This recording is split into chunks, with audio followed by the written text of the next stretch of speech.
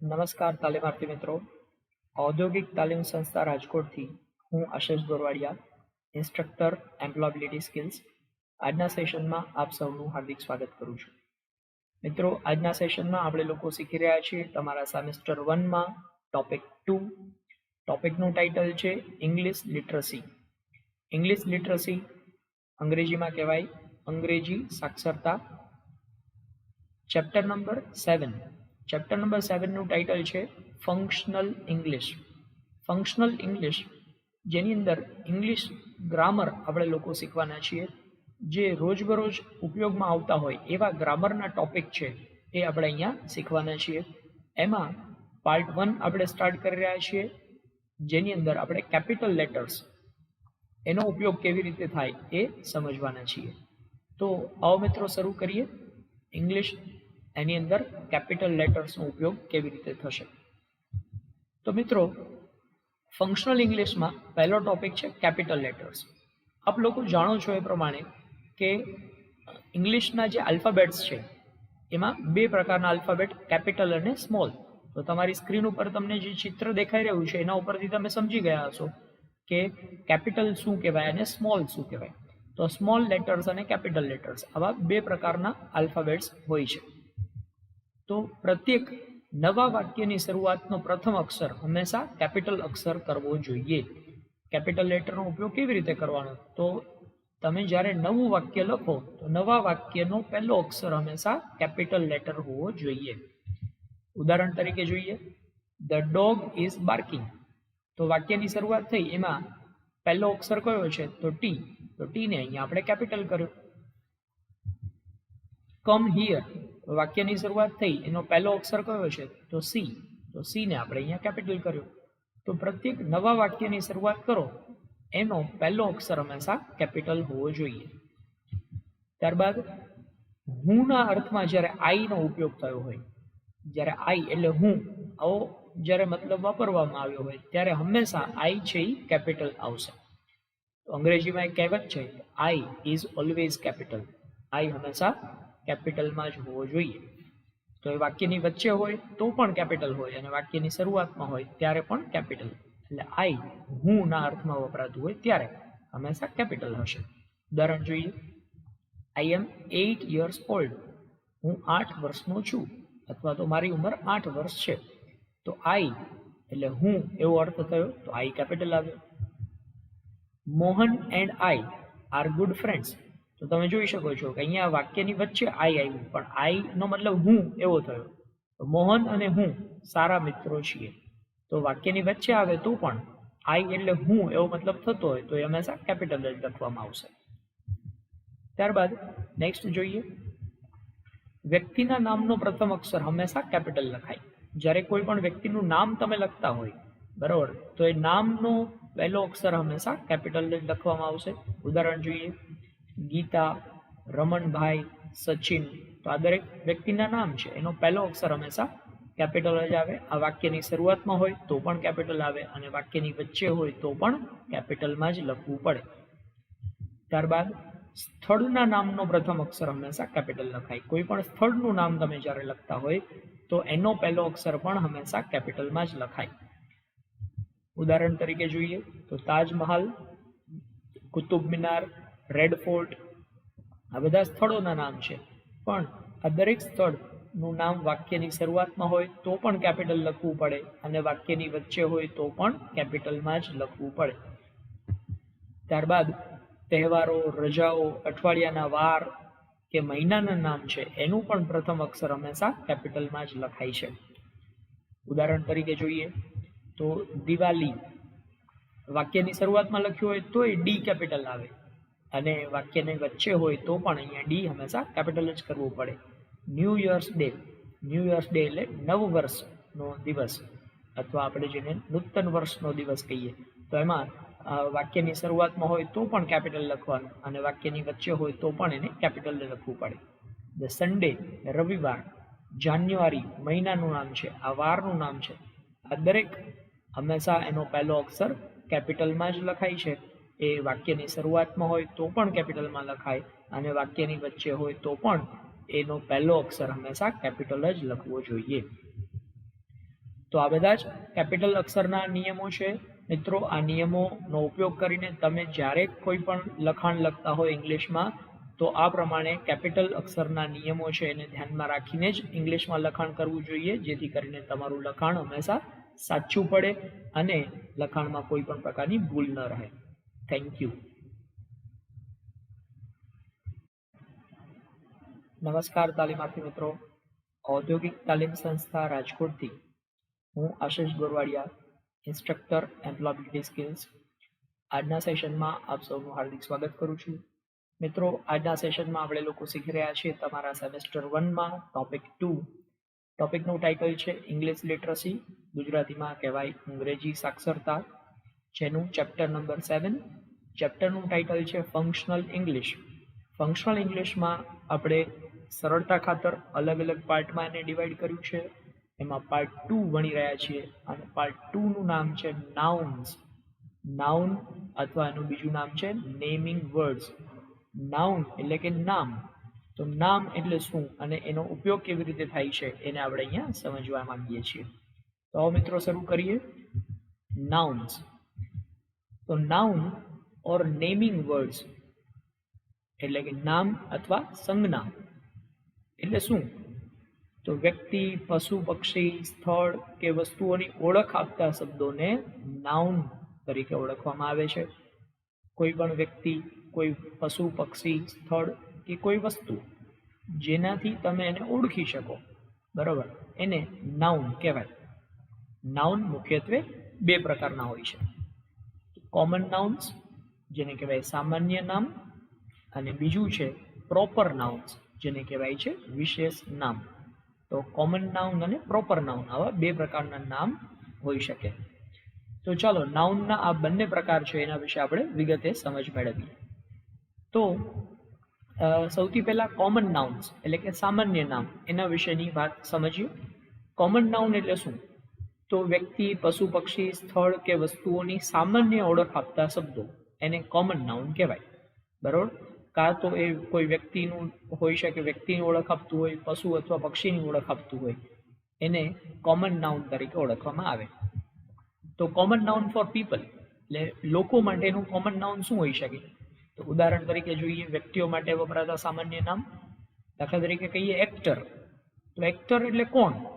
તો કોઈ પણ અભિનેતા એની અંદર આવી શકે. એમાં કોઈ સ્પેસિફિક નથી, કોઈ ચોક્કસ અભિનેતાની વાત નથી કરી.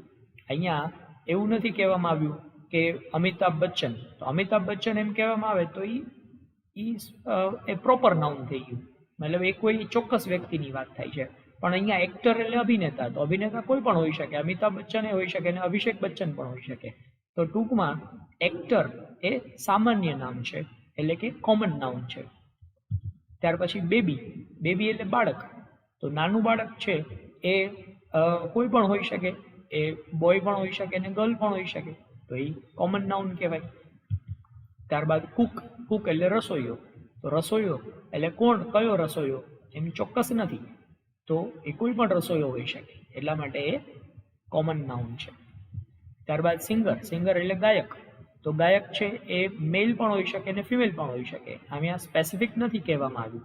જો સ્પેસિફિક કહેવામાં આવે કે સિંગર શ્રેયા ઘોષાલ એવું કહેવામાં આવે તો એ પ્રોપર નાઉન થઈ ગયું, પણ અહીંયા સિંગર એ કોમન નાઉન છે. ત્યારબાદ કોમન નાઉન ફોર એનિમલ્સ મતલબ પશુ પક્ષીઓ માટે વપરાતા સામાન્ય નામ. તો કેટ એટલે બિલાડી.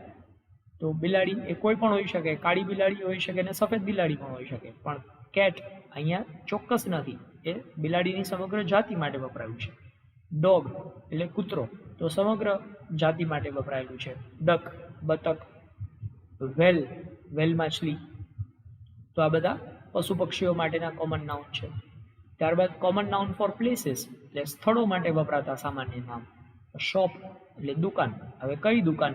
તો કરિયાણાની દુકાન એમ કહેવામાં આવે તો એ પ્રોપર નાઉન થઈ ગયું, પણ અહીંયા શોપ એટલે દુકાન, એ કઈ દુકાન એ અહીંયા કહેવામાં નથી આવ્યું, તો એને કહેવાય કોમન નાઉન.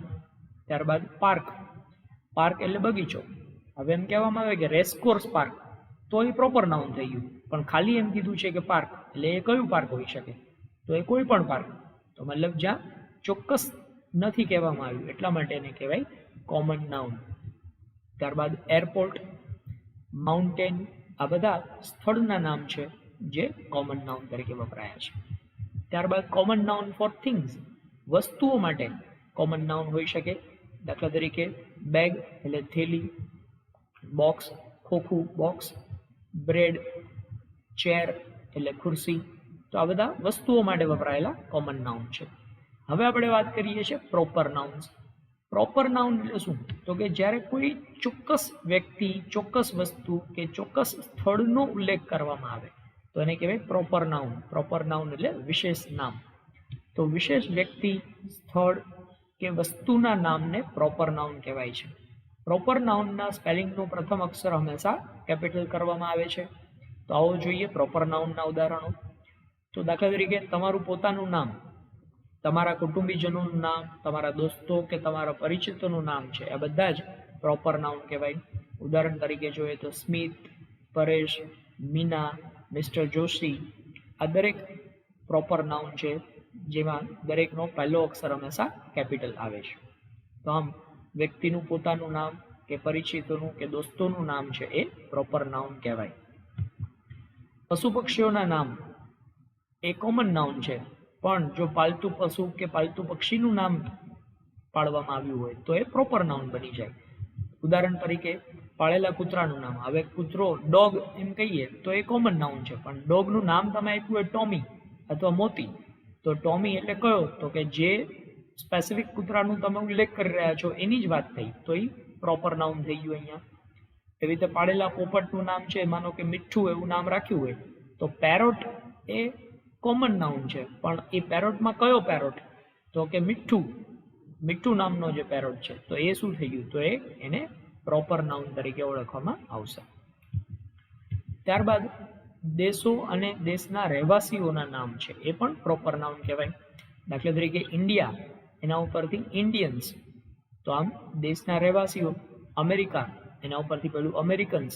જાપાન ઉપરથી જાપાનીઝ, તો આમ દેશના જે રહેવાસીઓના નામ અહીંયા બન્યા એ એનું પ્રોપર નાઉન સૂચવે છે. પહાડો, સમુદ્રો, નદીઓ કે તળાવના નામ એ પણ પ્રોપર નાઉન હોઈ શકે. દાખલા તરીકે હિમાલય, આપણે કહીએ માઉન્ટેન, તો માઉન્ટેન એ કોમન નાઉન છે, પણ માઉન્ટેનમાં કયો? તો કે હિમાલય, તો એ પ્રોપર નાઉન થઈ ગયું. રિવર એ કોમન નાઉન કહેવાય, પણ રિવરમાં કઈ રિવર? તો કે ગંગા રિવર, તો એ પ્રોપર નાઉન કહેવાય. અરેબિયન સી, આપણે કહીએ ઓશન એટલે સમુદ્ર, પણ કયો સમુદ્ર? તો કે અરેબિયન સી, તો અરેબિયન સી એ પ્રોપર નાઉન થઈ ગયું કહેવાય. વુલર લેક, વુલર સરોવર, તો સરોવર એવું ખાલી કહેવામાં આવે તો એ કોમન નાઉન છે, પણ એમાં કયું સરોવર? તો કે વુલર નામનું સરોવર, તો એ પ્રોપર નાઉન બની ગયું કહેવાય. આ ઉપરાંત તહેવારો, રજાઓ કે વિશેષ દિવસના નામ, અઠવાડિયાના કે વારના નામ અને મહિનાના નામ એ પણ પ્રોપર નાઉન હોઈ શકે. દાખલા તરીકે દિવાળી, ક્રિસમસ, હિન્દી દિવસ, વર્લ્ડ લિટરસી ડે, મંડે, ડિસેમ્બર, આ બધા ચોક્કસ દિવસનો ઉલ્લેખ કરે છે. જે ચોક્કસ દિવસનો ઉલ્લેખ કરતા હોય એને આપણે પ્રોપર નાઉન તરીકે ઓળખીએ. તો આ પ્રોપર નાઉન અને કોમન નાઉન, આનો આપણે અભ્યાસ કર્યો. આશા રાખું છું આપ બરાબર રીતે સમજી ગયા હશો. વિડીયોને 3 થી 4 વખત નિરાતે જોશો તો તમને એનો ખૂબ જ સરળતાથી ખ્યાલ આવી જશે. Thank you.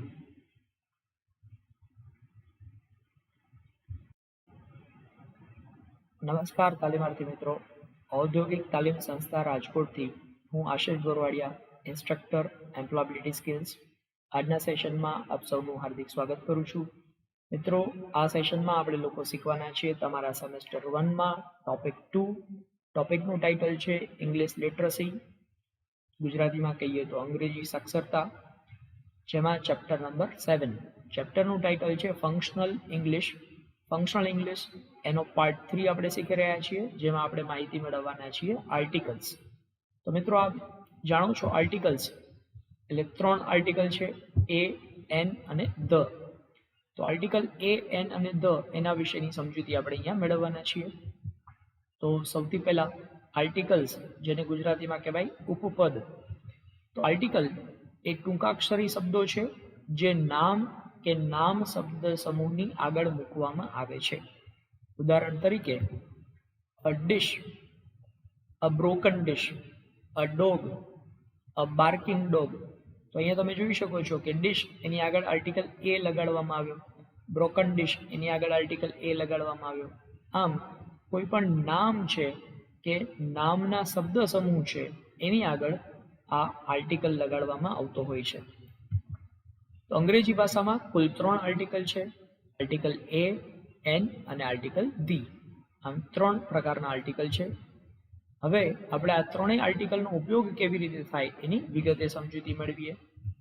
તો ડેફિનેટ આર્ટિકલ, આર્ટિકલ ધી છે એને ડેફિનેટ આર્ટિકલ કહેવાય છે. ડેફિનેટ એટલે ચોક્કસ, જે કોઈ ચોક્કસ વસ્તુ, ચોક્કસ પ્રાણી, પક્ષી કે ચોક્કસ વ્યક્તિનો ઉલ્લેખ કરે એને ડેફિનેટ એટલે કે ચોક્કસ આર્ટિકલ કહેવાય. તો તમે અહીંયા ચાર્ટ ઉપરથી પણ જોઈ શકો છો, આર્ટિકલ ધી છે એ ડેફિનેટ આર્ટિકલ છે અને ઇનડેફિનેટ આર્ટિકલ એ અને એન છે જે અચોક્કસ છે, મતલબ એ કોઈ ચોક્કસ વ્યક્તિ કે વસ્તુનો ઉલ્લેખ નથી કરતા, જ્યારે આર્ટિકલ ધી છે એ ચોકસાઈપૂર્વક કોઈ વ્યક્તિ કે વસ્તુનો ઉલ્લેખ કરે છે.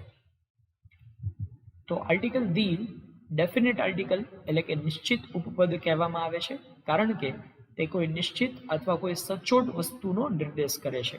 દાખલા તરીકે એમ કહીએ કે the first day of school, શાળાનો પ્રથમ દિવસ. તો પ્રથમ દિવસ એ ચોક્કસ જ હોય, એક જ હોય, એમાં કોઈ અલગ અલગ પ્રકારના દિવસ ન આવી શકે. તો ફર્સ્ટ ડે ઓફ સ્કૂલ, તો અહીંયા ચોકસાઈથી ઉલ્લેખ થયો છે એટલા માટે એને આર્ટિકલ ધી લગાડવામાં આવશે. ત્યારબાદ બીજું ઉદાહરણ જોઈએ, the table in the classroom. ક્લાસરૂમમાંનું ટેબલ, તો એક ક્લાસરૂમમાંનું ટેબલ છે એ ચોકસાઈપૂર્વક નિર્દેશ થયો, અહીંયા એ એક જ ટેબલની વાત છે. તો જ્યાં ચોકસાઈ દર્શાવવામાં આવતી હોય, સચોટતાથી જેનો ઉલ્લેખ કરવાનો હોય, નિશ્ચિત વસ્તુનો ઉલ્લેખ કરવાનો હોય, ત્યારે આર્ટિકલ ધી નો ઉપયોગ થશે. The boy who stood first, જેનો પહેલો નંબર આવ્યો એ છોકરો. તો પહેલો નંબર આવ્યો એ છોકરો એક જ છે, એ નિશ્ચિત છે, તો નિશ્ચિતતા દર્શાવવા માટે આર્ટિકલ ધી નો ઉપયોગ થયો અહીંયા. ત્યારબાદ ઇનડેફિનેટ આર્ટિકલ એ અને એન. આર્ટિકલ એ અને ઇન છે એ ઇનડેફિનેટ છે એટલે કે અનિશ્ચિત ઉપપદ છે, એ અને એન. જોઈએ એનો ઉપયોગ કેવી રીતે થાય. તો આર્ટિકલ એ અને એન ઇનડેફિનેટ આર્ટિકલ્સ કહેવાય છે, કારણ કે તેઓ કોઈ નિશ્ચિત વસ્તુ, વ્યક્તિ કે પશુ પક્ષીનો નિર્દેશ કરતા નથી. સામાન્ય રીતે નાઉન પહેલા આર્ટિકલ એ વપરાય છે, કોઈ નાઉન છે એની આગળ આર્ટિકલ એ નો ઉપયોગ થશે. દાખલા તરીકે a baby, a mouse, a pencil, a fan. તો અહીંયા અ એનો મતલબ એક એવો થશે, અ બેબી એટલે એક બાળક, અ માઉસ એટલે એક ઉંદર, અ પેન્સિલ એટલે એક પેન્સિલ, અ ફેન એટલે એક પંખો. તો અહીંયા આર્ટિકલ એ એકના અર્થમાં વપરાય છે. જે શબ્દનો ઉચ્ચાર વોવેલ એ સ્વરથી થતો હોય, એટલે કે એ ઈ આઈ ઓ યુ થી જો ઉચ્ચાર થતો હોય, તે નાઉન્સની આગળ હંમેશા આર્ટિકલ એન નો ઉપયોગ થાય છે. તો જેનો ઉચ્ચાર સ્વરથી થતો હોય, ઉદાહરણ તરીકે જોઈએ એપલ. તો એપલ અહીંયા એનો ઉચ્ચાર અ થી થયો, તો એની આગળ આર્ટિકલ એન વપરાશે, તો એન એપલ. આઈ, તો આઈ આગળ અ થી ઉચ્ચારણ થયું, તો આર્ટિકલ એન વપરાય, એન આઈ. ઇન્ક પેન, તો એક ઇન્ક પેન, તો અહીંયા ઉચ્ચારણ ઈ થી થયું, ઈ સ્વર છે, સ્વરથી ઉચ્ચારણ થયું, તો અહીંયા આગળ આર્ટિકલ એન વપરાશે. ત્યારબાદ ઓરેન્જ, ઓરેન્જ, તો એન ઓરેન્જ. શું કામ? કારણ કે અહીંયા ઉચ્ચારણ ઓ થી થયું, તો એ ઈ આઈ ઓ યુ આ સ્વરથી જ્યારે ઉચ્ચારણ થતું હોય ત્યારે એની આગળ હંમેશા આર્ટિકલ એન વપરાય. તે અમ્બ્રેલા, તો અમ્બ્રેલામાં અમ્બ્રેલા, તો આર્ટિકલ એન લગાશે. શું કામ? કારણ કે આનું ઉચ્ચારણ તમે કરો તો ઉચ્ચારણ અમ્બ્રેલા એટલે કે સ્વરથી ઉચ્ચારણ થાય છે, તો જેનું ઉચ્ચારણ કરતા પહેલો અક્ષર છે એ સ્વર આવતો હોય તો એની આગળ હંમેશા આર્ટિકલ એન વાપરવામાં આવશે. ફરીથી પાછું કહું, જે શબ્દનો ઉચ્ચાર કરતા પહેલો અક્ષર છે એ સ્વર આવતો હોય, સ્વર કયા? તો એ ઈ આઈ ઓ યુ આ બધા સ્વર કહેવાય, તો સ્વરથી જેનો ઉચ્ચાર થતો હોય એને આર્ટિકલ એન લગાડવો પડશે. ત્યારબાદ ખાસ ધ્યાન રાખો, ઉચ્ચારમાં પણ વિવિધતા છે. અમુક શબ્દોના ઉચ્ચાર છે એ મહત્વના છે. તમે જોઈ શકો છો અહીંયા આ સ્પેલિંગ લખ્યો છે ઓનેસ્ટ. હવે સ્પેલિંગનો પહેલો અક્ષર તમે જોઈ શકો છો કે એચ થી શરૂ થાય છે, પરંતુ એનો ઉચ્ચાર કરો તો ઉચ્ચાર શું થાય? તો કે ઓનેસ્ટ.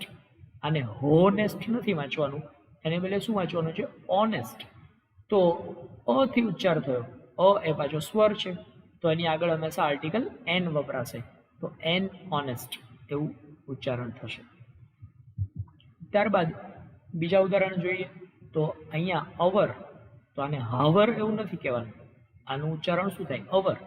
તો એચ છે પણ એનું ઉચ્ચારણ અ થી થાય છે, તો આગળ આર્ટિકલ એન વપરાશે.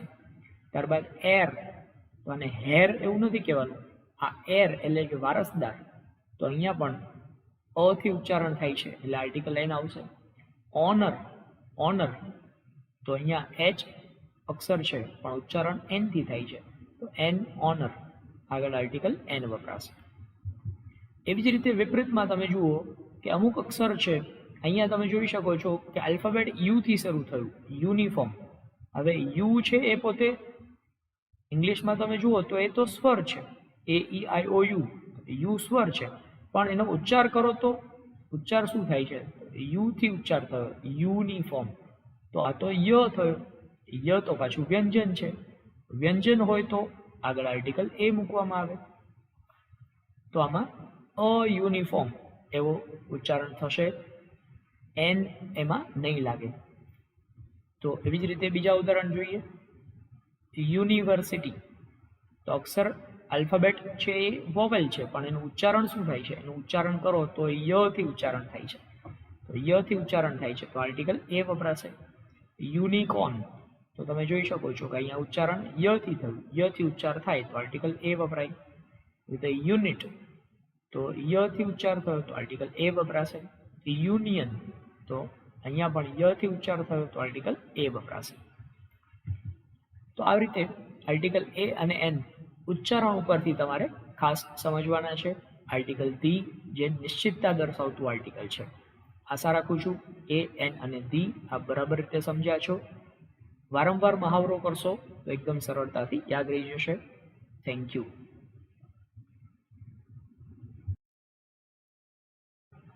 નમસ્કાર તાલીમાર્થી મિત્રો, ઔદ્યોગિક તાલીમ સંસ્થા રાજકોટથી હું આશિષ ગોરવાડિયા, ઇન્સ્ટ્રક્ટર એમ્પ્લોયબિલિટી સ્કિલ્સ.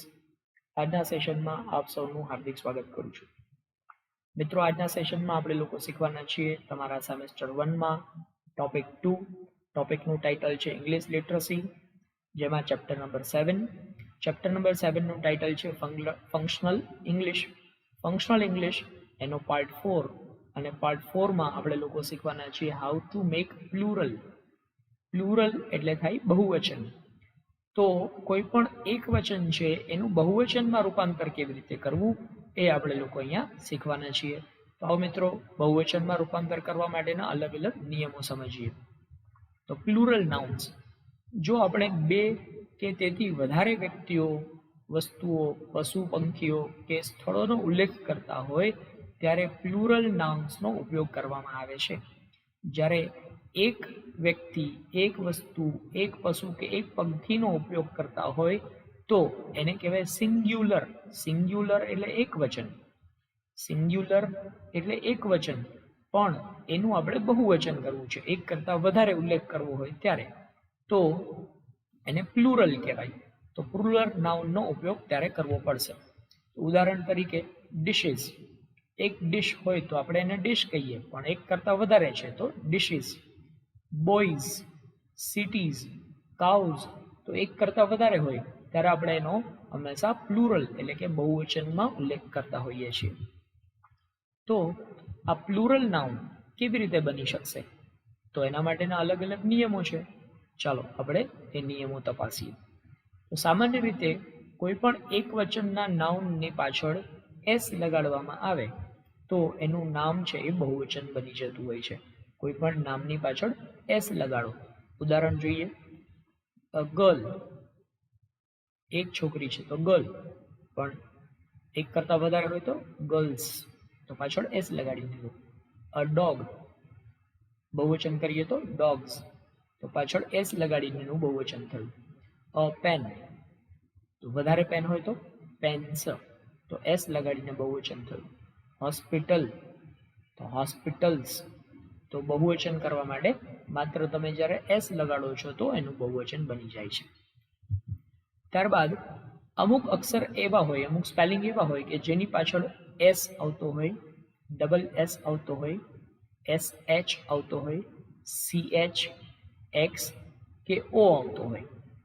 જે નાઉનના છેલ્લા અક્ષરો આમાંથી કોઈ પણ હોય તો એવા સંજોગોમાં એની પાછળ ઈએસ લગાડવાથી એનું બહુવચન થશે. તો અહીંયા ખાલી આપણે એસ લગાડતા હતા, પરંતુ જો કોઈ નાઉનના છેલ્લા અક્ષરોમાં આમાંથી કંઈ પણ આવતું હોય, S, double S, S H, C H, x કે ઓ માંથી કોઈ પણ આવતું હોય તો એની પાછળ આપણે ઈએસ લગાડીએ તો બહુવચન થશે.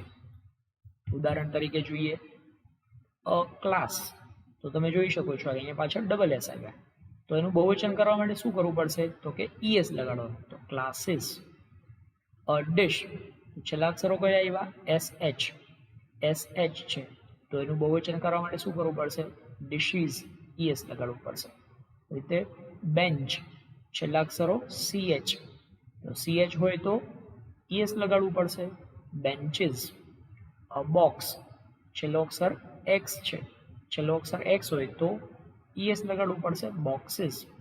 હીરો, તો છેલ્લો અક્ષર છે ઓ, બરાબર, ઓ હોય તો છેલ્લે શું લગાડવું પડશે, ઈએસ, હીરોઝ. તો આમાંથી કોઈ પણ અક્ષર છેલ્લે આવતા હોય તો પાછળ ઈએસ લગાડીને બહુવચન બનશે. ત્યારબાદ જે નામના અંતે વાય આવતો હોય અને તેની પહેલા કોન્સોનન્ટ હોય, કોન્સોનન્ટ એટલે વ્યંજન હોય, તો વાય કાઢી એની જગ્યાએ આઈ અને ઈએસ લગાડવાનું. છેલ્લો અક્ષર વાય હોય તો વાય કાઢી એની જગ્યાએ શું લગાડવાનું, આઈ અને ઈએસ, તો આઈ અને ઈએસ લગાડશો તો એનું બહુવચન બનશે. ઉદાહરણ જોઈએ અ બેબી, તો છેલ્લો અક્ષર કયો છે વાય, એની આગળ શું છે બી, બી એટલે કોન્સોનન્ટ એટલે કે વ્યંજન છે, તો શું કરવાનું, તો વાય કાઢી નાખવાનું, એની જગ્યાએ આઈ અને ઈએસ લગાડવાનું, તો બેબીઝ. ત્યારબાદ સિટી, તો છેલ્લો અક્ષર વાય છે, વાય કાઢીને શું લગાડવાનું, આઈ અને ઈએસ, સિટીઝ. ફ્લાય, છેલ્લો અક્ષર વાય, વાય કાઢીને I E S, flies. Story, stories. તો આવી રીતે બહુવચન બનશે. ત્યારબાદ જ્યારે કોઈ નામના અંતે એફ અથવા એફ ઈ આવતો હોય, એફ અથવા એફ ઈ આવતો હોય તો એને કાઢી એની જગ્યાએ વી લગાડવાનો અને પછી ઈએસ લગાડવાનું. એફ અથવા એફ ઈ કાઢી નાખવાનું, એની જગ્યાએ શું લગાડવાનું, વી લગાડી દેવાનું, વી લગાડી અને પછી શું લગાડવાનું, ઈએસ, તો એનું બહુવચન બની જશે. ઉદાહરણ જોઈએ નાઇફ, નાઇફ એટલે છરી, તો છેલ્લે કયું આવે છે, એફ અને ઈ આવે છે, તો એફ ઈ કાઢી નાખવાનું, એની જગ્યાએ શું લગાડવાનું, વી, અને પછી શું આવશે, ઈએસ, નાઇવ્સ. થીફ, છેલ્લો અક્ષર એફ, એફ કાઢીને વી, થીવ્સ. લીફ, છેલ્લો અક્ષર છે એફ, એફ કાઢીને વી લગાડવાનું પછી ઈએસ, લીવ્સ. ત્યારબાદ હાફ, તો છેલ્લો અક્ષર છે એફ, એફ કાઢીને વી લગાડો અને પછી ઈએસ, હાવ્સ. કેટલાક નાઉન એવા છે કે જે એકવચન અને બહુવચન બંનેમાં સમાન જ રહે છે, એનું બહુવચન બનાવવા માટે કંઈ અલગ લખવું પડતું નથી. તો એના ઉદાહરણ જોઈએ. દાખલા તરીકે ડિયર, ડિયર એટલે હરણ. હવે એક હરણ હોય તો એને ડિયર કહેવાય, ને જાજા બધા હોય તો એને ડિયર જ કહેવાય, ડિયર્સ એવું કહેવાતું નથી. એવી રીતે ફિશ, એક માછલી હોય તો એને ફિશ કહેવાય, જાજી બધી હોય તો ફિશીઝ એવું ન કહેવાય, એને ફિશ જ કહેવાય. શિપ, શિપ એટલે ઘેટું, તો એક ઘેટું હોય તો શિપ કહેવાય, ને જાજા બધા હોય તો શિપ્સ એવું કહેવાતું નથી, બરાબર, એને શિપ જ કહેવાય છે. સ્વાઇન, સ્વાઇન એટલે ડુક્કર, તો એ પણ જાજા હોય તોય સ્વાઇન કહેવાય અને એક હોય તોય સ્વાઇન જ કહેવાય છે. એટલે એક વચન અને બહુવચન બેમાં સરખું જ રહે છે. અમુક એવા નાઉન છે કે જે ફક્ત બહુવચનમાં જ વપરાય છે, એનું એકવચન જ ન થાય, એને એકવચનમાં લખાય જ નહીં. તો ઉદાહરણ જોઈએ સ્કેલ્સ, પેન્ટ્સ, શિયર્સ, ટોંગ્સ, બરાબર, તો આ બધા જ હંમેશા બહુવચનમાં જ લખાય છે. ટોંગ્સ એટલે ચીપિયો, ચીપિયો છે એ બે પાંખિયાવાળો જ હોય, એક પાંખિયાવાળો ચીપિયો ન હોઈ શકે ક્યારેય, તો હંમેશા બહુવચનમાં જ લખાય છે, એનું ટોંગ એવું નથી થતું, બરાબર. તો આમ એક વચનમાંથી બહુવચન બનાવવા માટેના અલગ અલગ નિયમો તમારે ખાસ ધ્યાન રાખવાના છે, જેથી કરીને તમને પરીક્ષામાં આવી રીતે બહુવચન બનાવવાનું પૂછવામાં આવે તો યોગ્ય અક્ષર મૂકીને તમે એને બહુવચન બનાવી શકો. Thank you. નમસ્કાર તાલીમાર્થી મિત્રો. ઔદ્યોગિક તાલીમ સંસ્થા રાજકોટથી હું આશિષ ગોરવાડિયા, ઇન્સ્ટ્રક્ટર એમ્પ્લોયબિલિટી સ્કિલ્સ. આજના સેશનમાં આપ સૌનું હાર્દિક સ્વાગત કરું છું. મિત્રો, આજના સેશનમાં આપણે લોકો શીખવાના છીએ તમારા સેમેસ્ટર 1માં ટોપિક 2. ટોપિકનું નામ છે ઇંગ્લિશ લિટરસી, જેમાં આપણે લોકો શીખી રહ્યા છીએ ચેપ્ટર નંબર 7. ચેપ્ટર 7નું ટાઇટલ છે ફંક્શનલ ઇંગ્લિશ. ફંક્શનલ ઇંગ્લિશ સરળતાથી સમજી શકાય એટલા માટે આપણે એને અલગ અલગ પાર્ટમાં ડિવાઈડ કર્યું છે. એમાં અત્યારે આપણે લોકો સ્ટાર્ટ કરી રહ્યા છીએ પાર્ટ 5. પાર્ટ 5માં આપણે ભણવાના છીએ પ્રોનાઉન્સ. પ્રોનાઉન્સ જેને ગુજરાતીમાં કહેવાય સર્વનામ. તો નામના બદલામાં જે વપરાય એને સર્વનામ કહેવાય. તો પ્રોનાઉન્સ જેને બીજી ભાષામાં કહી શકાય the word used four replacing the name, એટલે કે નેમ એટલે કે નામ, નામને રિપ્લેસ એટલે એના બદલામાં, નામના બદલામાં જે શબ્દનો તમે ઉપયોગ કરતા હોય એ શબ્દને શું કહેવાય તો કે સર્વનામ. તો ટૂંકમાં નામના બદલે વપરાય એને સર્વનામ કહેવાય. તો કોમન નાઉન કે પ્રોપર નાઉનની જગ્યાએ જે શબ્દ તમે વાપરો છો એ શબ્દને પ્રોનાઉન એટલે કે સર્વનામ કહેવાય છે. સર્વનામના અલગ અલગ પ્રકારો છે. તો કયા કયા પ્રકારો છે આપણે જોઈએ સર્વનામમાં. તો સૌથી પહેલા ફર્સ્ટ પર્સન, સેકન્ડ પર્સન અને થર્ડ પર્સન. થર્ડ પર્સન પાછું મેલ માટે, ફિમેલ માટે, અને થર્ડ પર્સન ન્યુટર જેન્ડર એટલે કે નાન્યતર જાતિ માટે. આવી રીતે આ સિંગ્યુલર માટે છે. સિંગ્યુલર એટલે એક વચન. એવી રીતે ફર્સ્ટ પર્સન પ્લુરલ એટલે બહુવચન માટે પણ સર્વનામ હોય, અને સેકન્ડ પર્સન પ્લુરલ એટલે બીજો પુરુષ બહુવચન, અને થર્ડ પર્સન પ્લુરલ એટલે ત્રીજો પુરુષ બહુવચન, એના માટેના સર્વનામ છે અહીંયા. એ સર્વનામ સબ્જેક્ટિવ પ્રોનાઉન, સબ્જેક્ટ એટલે કર્તા વિભક્તિના સર્વનામ, ઓબ્જેક્ટ પ્રોનાઉન એટલે કે કર્મ વિભક્તિના સર્વનામ, પોઝેસિવ એટલે કે માલિકી દર્શક, આ પોઝેસિવ એડજેક્ટિવ છે. અને એવી રીતે પોઝેસિવ પ્રોનાઉન્સ એટલે કે માલિકી દર્શક સર્વનામ, પછી રિફ્લેક્સિવ પ્રોનાઉન એટલે કે ભારવાચક સર્વનામ. આમ અલગ અલગ પ્રકારના સર્વનામો છે. તો આપણે જોઈએ દરેક. ફર્સ્ટ પર્સન સિંગ્યુલર એમાં સબ્જેક્ટિવ કેસ શું કહેવાય તો કે આઈ. આઈનું ઓબ્જેક્ટિવ શું થાય એટલે કે એનું કર્મ વિભક્તિ શું થાય તો કે કર્મ વિભક્તિ મી. એનું પોઝેસિવ એડજેક્ટિવ થાય માય, અને પોઝેસિવ પ્રોનાઉન થાય માઇન, જ્યારે એનું ભારવાચક સર્વનામ થાય માય સેલ્ફ. તો ગુજરાતી મતલબ જોઈએ તો આઈ એટલે હું, મી એટલે મને, માય એટલે મારું, માઇન એનો મતલબ થાય મારું, માય સેલ્ફ એટલે મારા દ્વારા. આવી રીતે એનો મતલબ થશે. સેકન્ડ પર્સનમાં શું આવે? સેકન્ડ પર્સનમાં આવે યુ. એનું ઓબ્જેક્ટિવ પણ યુ થાય. એનું પોઝેસિવ એડજેક્ટિવ છે યોર, યોર એટલે તમારું. પછી પોઝેસિવ પ્રોનાઉન છે યોર્સ, એનો મતલબ પણ થાય તમારું. રિફ્લેક્સિવ પ્રોનાઉન યોર સેલ્ફ તારા દ્વારા અથવા તો તમારા દ્વારા. ત્યારબાદ થર્ડ પર્સન સિંગ્યુલર મેલ માટે એટલે કે પુરુષવાચક હોય તો હી એટલે તે, હિમ, ત્યારબાદ એનું થશે હિઝ, પોઝેસિવ પ્રોનાઉન પણ હિઝ અને હિમસેલ્ફ. ફિમેલ માટે એટલે કે સ્ત્રીવાચક તો શી, એનું ઓબ્જેક્ટિવ કેસ થાય હર, એનું પોઝેસિવ એડજેક્ટિવ થાય હર, પોઝેસિવ પ્રોનાઉન શું થાય તો પોઝેસિવ પ્રોનાઉન થાય હર્સ, અને રિફ્લેક્સિવ પ્રોનાઉન થાય હરસેલ્ફ.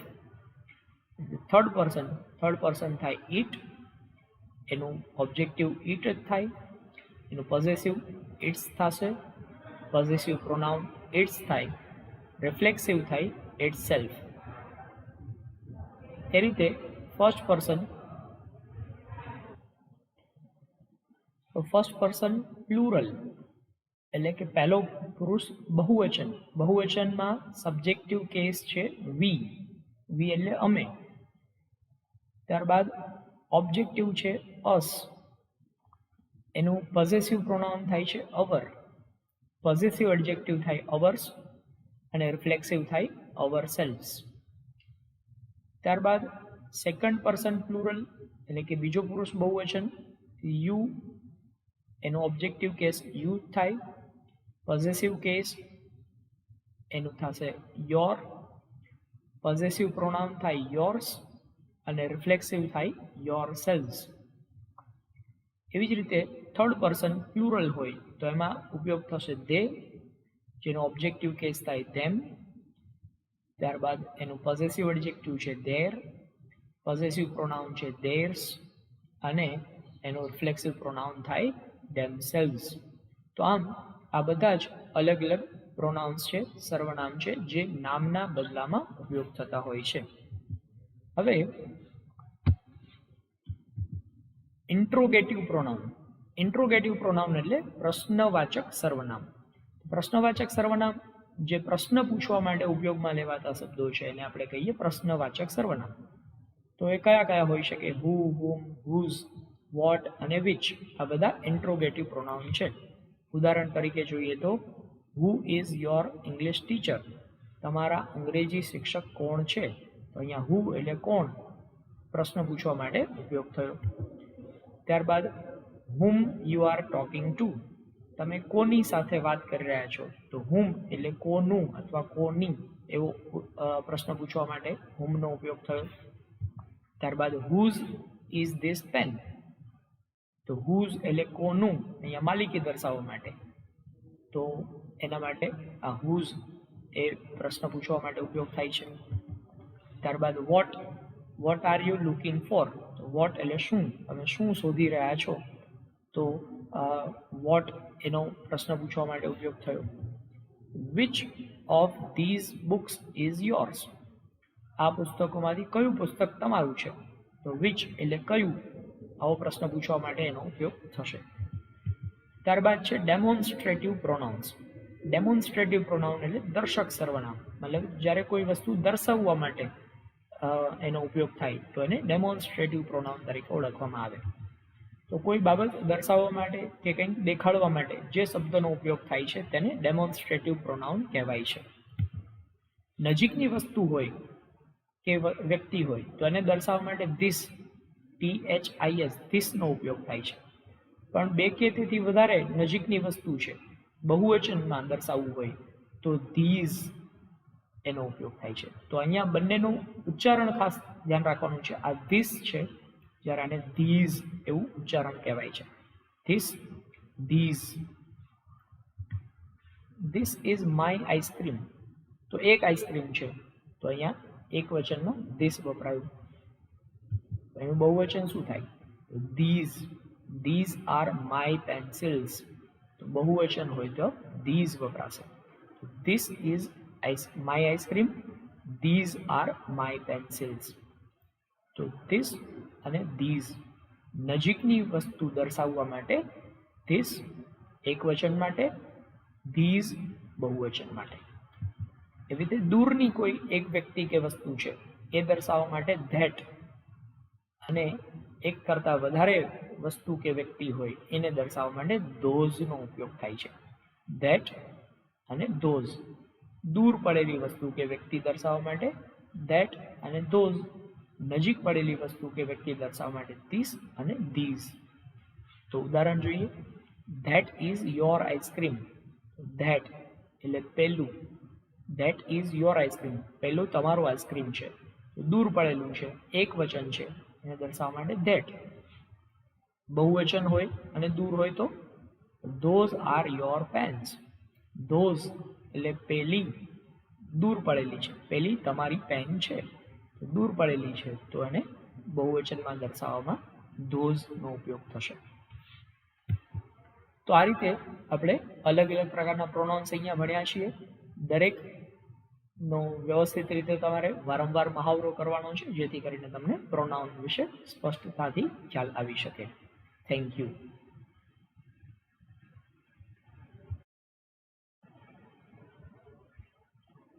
નમસ્કાર તાલીમાર્થી મિત્રો, ઔદ્યોગિક તાલીમ સંસ્થા રાજકોટથી હું આશિષ ગોરવાડિયા, ઇન્સ્ટ્રક્ટર એમ્પ્લોયબિલિટી સ્કિલ્સ. આજના સેશનમાં આપ સૌનું હાર્દિક સ્વાગત કરું છું. મિત્રો, આજના સેશનમાં આપણે લોકો શીખી રહ્યા છીએ સેમેસ્ટર 1માં ટોપિક 2. ટોપિકનું ટાઇટલ છે ઇંગ્લિશ લિટરસી, જેમાં ચેપ્ટર નંબર 7. ચેપ્ટરનું ટાઇટલ છે ફંક્શનલ ઇંગ્લિશ. ફંક્શનલ ઇંગ્લિશમાં પાર્ટ 6, જેમાં આપણે લોકો આજે ભણવાના છીએ વર્બ્સ, જેને એક્શન વર્ડ્સ તરીકે ઓળખવામાં આવે છે. વર્બનું ગુજરાતી થાય છે ક્રિયાપદ. તો આવો મિત્રો સમજીએ ક્રિયાપદ એટલે શું અને એનો ઉપયોગ કેવી રીતે થાય. તો verb, functional English chapter number 7માં વર્બ ઓર એક્શન વર્ડ્સ એટલે ક્રિયાપદ. તો ક્રિયા દર્શાવતા શબ્દો એને ક્રિયાપદ કહેવાય છે. જે શબ્દ કોઈ પણ પ્રકારની ક્રિયાનો નિર્દેશ કરતું હોય એ શબ્દને ક્રિયાપદ કહેવાય. તો અહીંયા ઉદાહરણ જોઈએ. એક્ટ એટલે કોઈ ક્રિયા કરવી. ઈટ એટલે ખાવું, તો ખાવાની ક્રિયા થાય છે. ડ્રિંક એટલે પીવું, પીવાની ક્રિયા થઈ. સિંગ એટલે ગાવું, તો ગાવાની ક્રિયા થઈ. પ્લે એટલે રમવું, રમવાની ક્રિયા થઈ. સ્પીક એટલે બોલવું, તો બોલવાની ક્રિયા થઈ. આ બધા જ ક્રિયાપદ તરીકે ઓળખવામાં આવે છે, જેને મેઇન વર્બ કહેવાય છે. મેઇન વર્બ એટલે મુખ્ય ક્રિયાપદ તરીકે ઓળખવામાં આવે, જે દરેક મુખ્ય ક્રિયાઓ દર્શાવે છે. ત્યારબાદ વાક્યો બનાવતી વખતે તાળનો નિર્દેશ કરવા માટે અન્ય ક્રિયાપદની સહાય લેવી પડે છે, અને આવા જે અન્ય ક્રિયાપદની સહાય લેવી પડે એને ઓક્ઝિલરી વર્બ કે હેલ્પિંગ વર્બ એટલે કે સહાયકારક ક્રિયાપદ તરીકે ઓળખવામાં આવે છે. તો આવા સહાયકારક ક્રિયાપદ ટુ બી અને to have a auxiliary verb છે. ટુ બી એટલે હોવું એનો મતલબ દર્શાવે છે, એનો અર્થ દર્શાવે છે. કોઈ વસ્તુ કે કોઈ વ્યક્તિ કોઈ જગ્યાએ છે એવો દર્શાવવું હોય મતલબ, ત્યારે એના માટે ટુ બી નો ઉપયોગ થાય છે. આ ઉપરાંત કોઈ વસ્તુ કે કોઈ વ્યક્તિ કોઈક સ્થળે છે તેવું કહેવા માટે ટુ બી એના અલગ અલગ રૂપોનો ઉપયોગ થાય છે. તો આમ ટુ બી અને ટુ હેવ એ અલગ અલગ સહાયકારક ક્રિયાપદ છે. તો આ રીતે ક્રિયાપદ એનો આપણે અર્થ સમજ્યા. Thank you.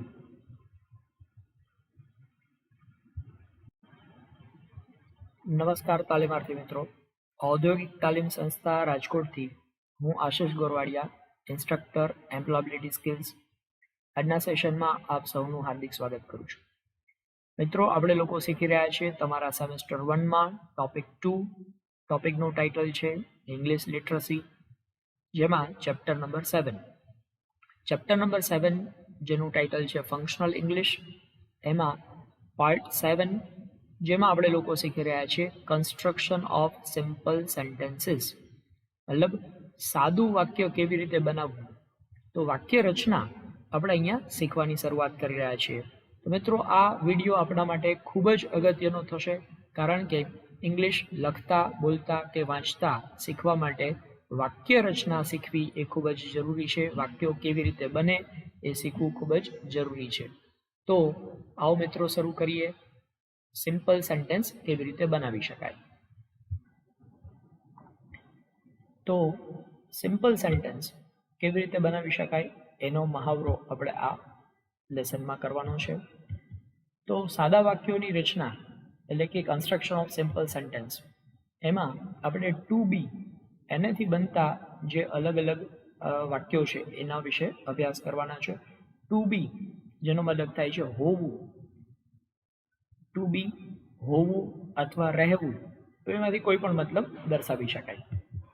તો ટુ બી એના વિવિધ રૂપો છે, એનો ઉપયોગ કરી અને કોઈ વ્યક્તિ કોઈ જગ્યાએ છે અથવા કોઈ વસ્તુ કોઈ જગ્યાએ કોઈ સ્થળે છે તે કહેવા માટે આપણે એનો ઉપયોગ કરી શકીએ છીએ. તો આવો સમજીએ ટુ બીના અલગ અલગ રૂપો. તો ટુ બી એટલે હોવું, એનું પ્રેઝન્ટ ફોર્મ એટલે કે વર્તમાન કાળનું રૂપ કયું છે, તો કે એમ, ઇઝ અને આર એ ટુ બીના વર્તમાન કાળના રૂપો છે. સિંગ્યુલર એટલે કે એકવચન અને પ્લુરલ એટલે કે બહુવચન, એમાં એનો કેવી રીતે ઉપયોગ થાય એ આપણે સમજીએ. First person singular. First person singular કયું? તો આપણે પ્રોનાઉન્સમાં ભણ્યા જ છીએ. ફર્સ્ટ પર્સન સિંગ્યુલર આઈ છે. આઈ એની સાથે હંમેશા એમ વપરાય. આઈ એમ એટલે હું છું. હવે એનું વાક્ય બનાવીએ તો આઈ એમ રમેશ, હું રમેશ છું. પ્લુરલ, પ્લુરલમાં આગળ વી એની સાથે હંમેશા આર વપરાય. વી આર એટલે અમે છીએ. વાક્ય બનાવીએ તો વી આર ફ્રેન્ડ્સ, અમે મિત્રો છીએ. સેકન્ડ પર્સનમાં જોઈએ તો સેકન્ડ પર્સનમાં યુ આવે. સિંગ્યુલર એટલે કે એકવચન યુ. યુની સાથે હંમેશા શું વપરાય? તો આર વપરાય. યુ આર એટલે છો. એનું વાક્ય બનાવીએ તો યુ આર અ ડોક્ટર, તમે ડોક્ટર છો. એકવચન, એક વ્યક્તિ હોય ત્યારે. પણ જાજા વ્યક્તિ હોય તો યુ એનું બહુવચન છે એ યુ જ થાય છે. એની સાથે પણ આર જ વપરાય. યુ આર એટલે તમે છો.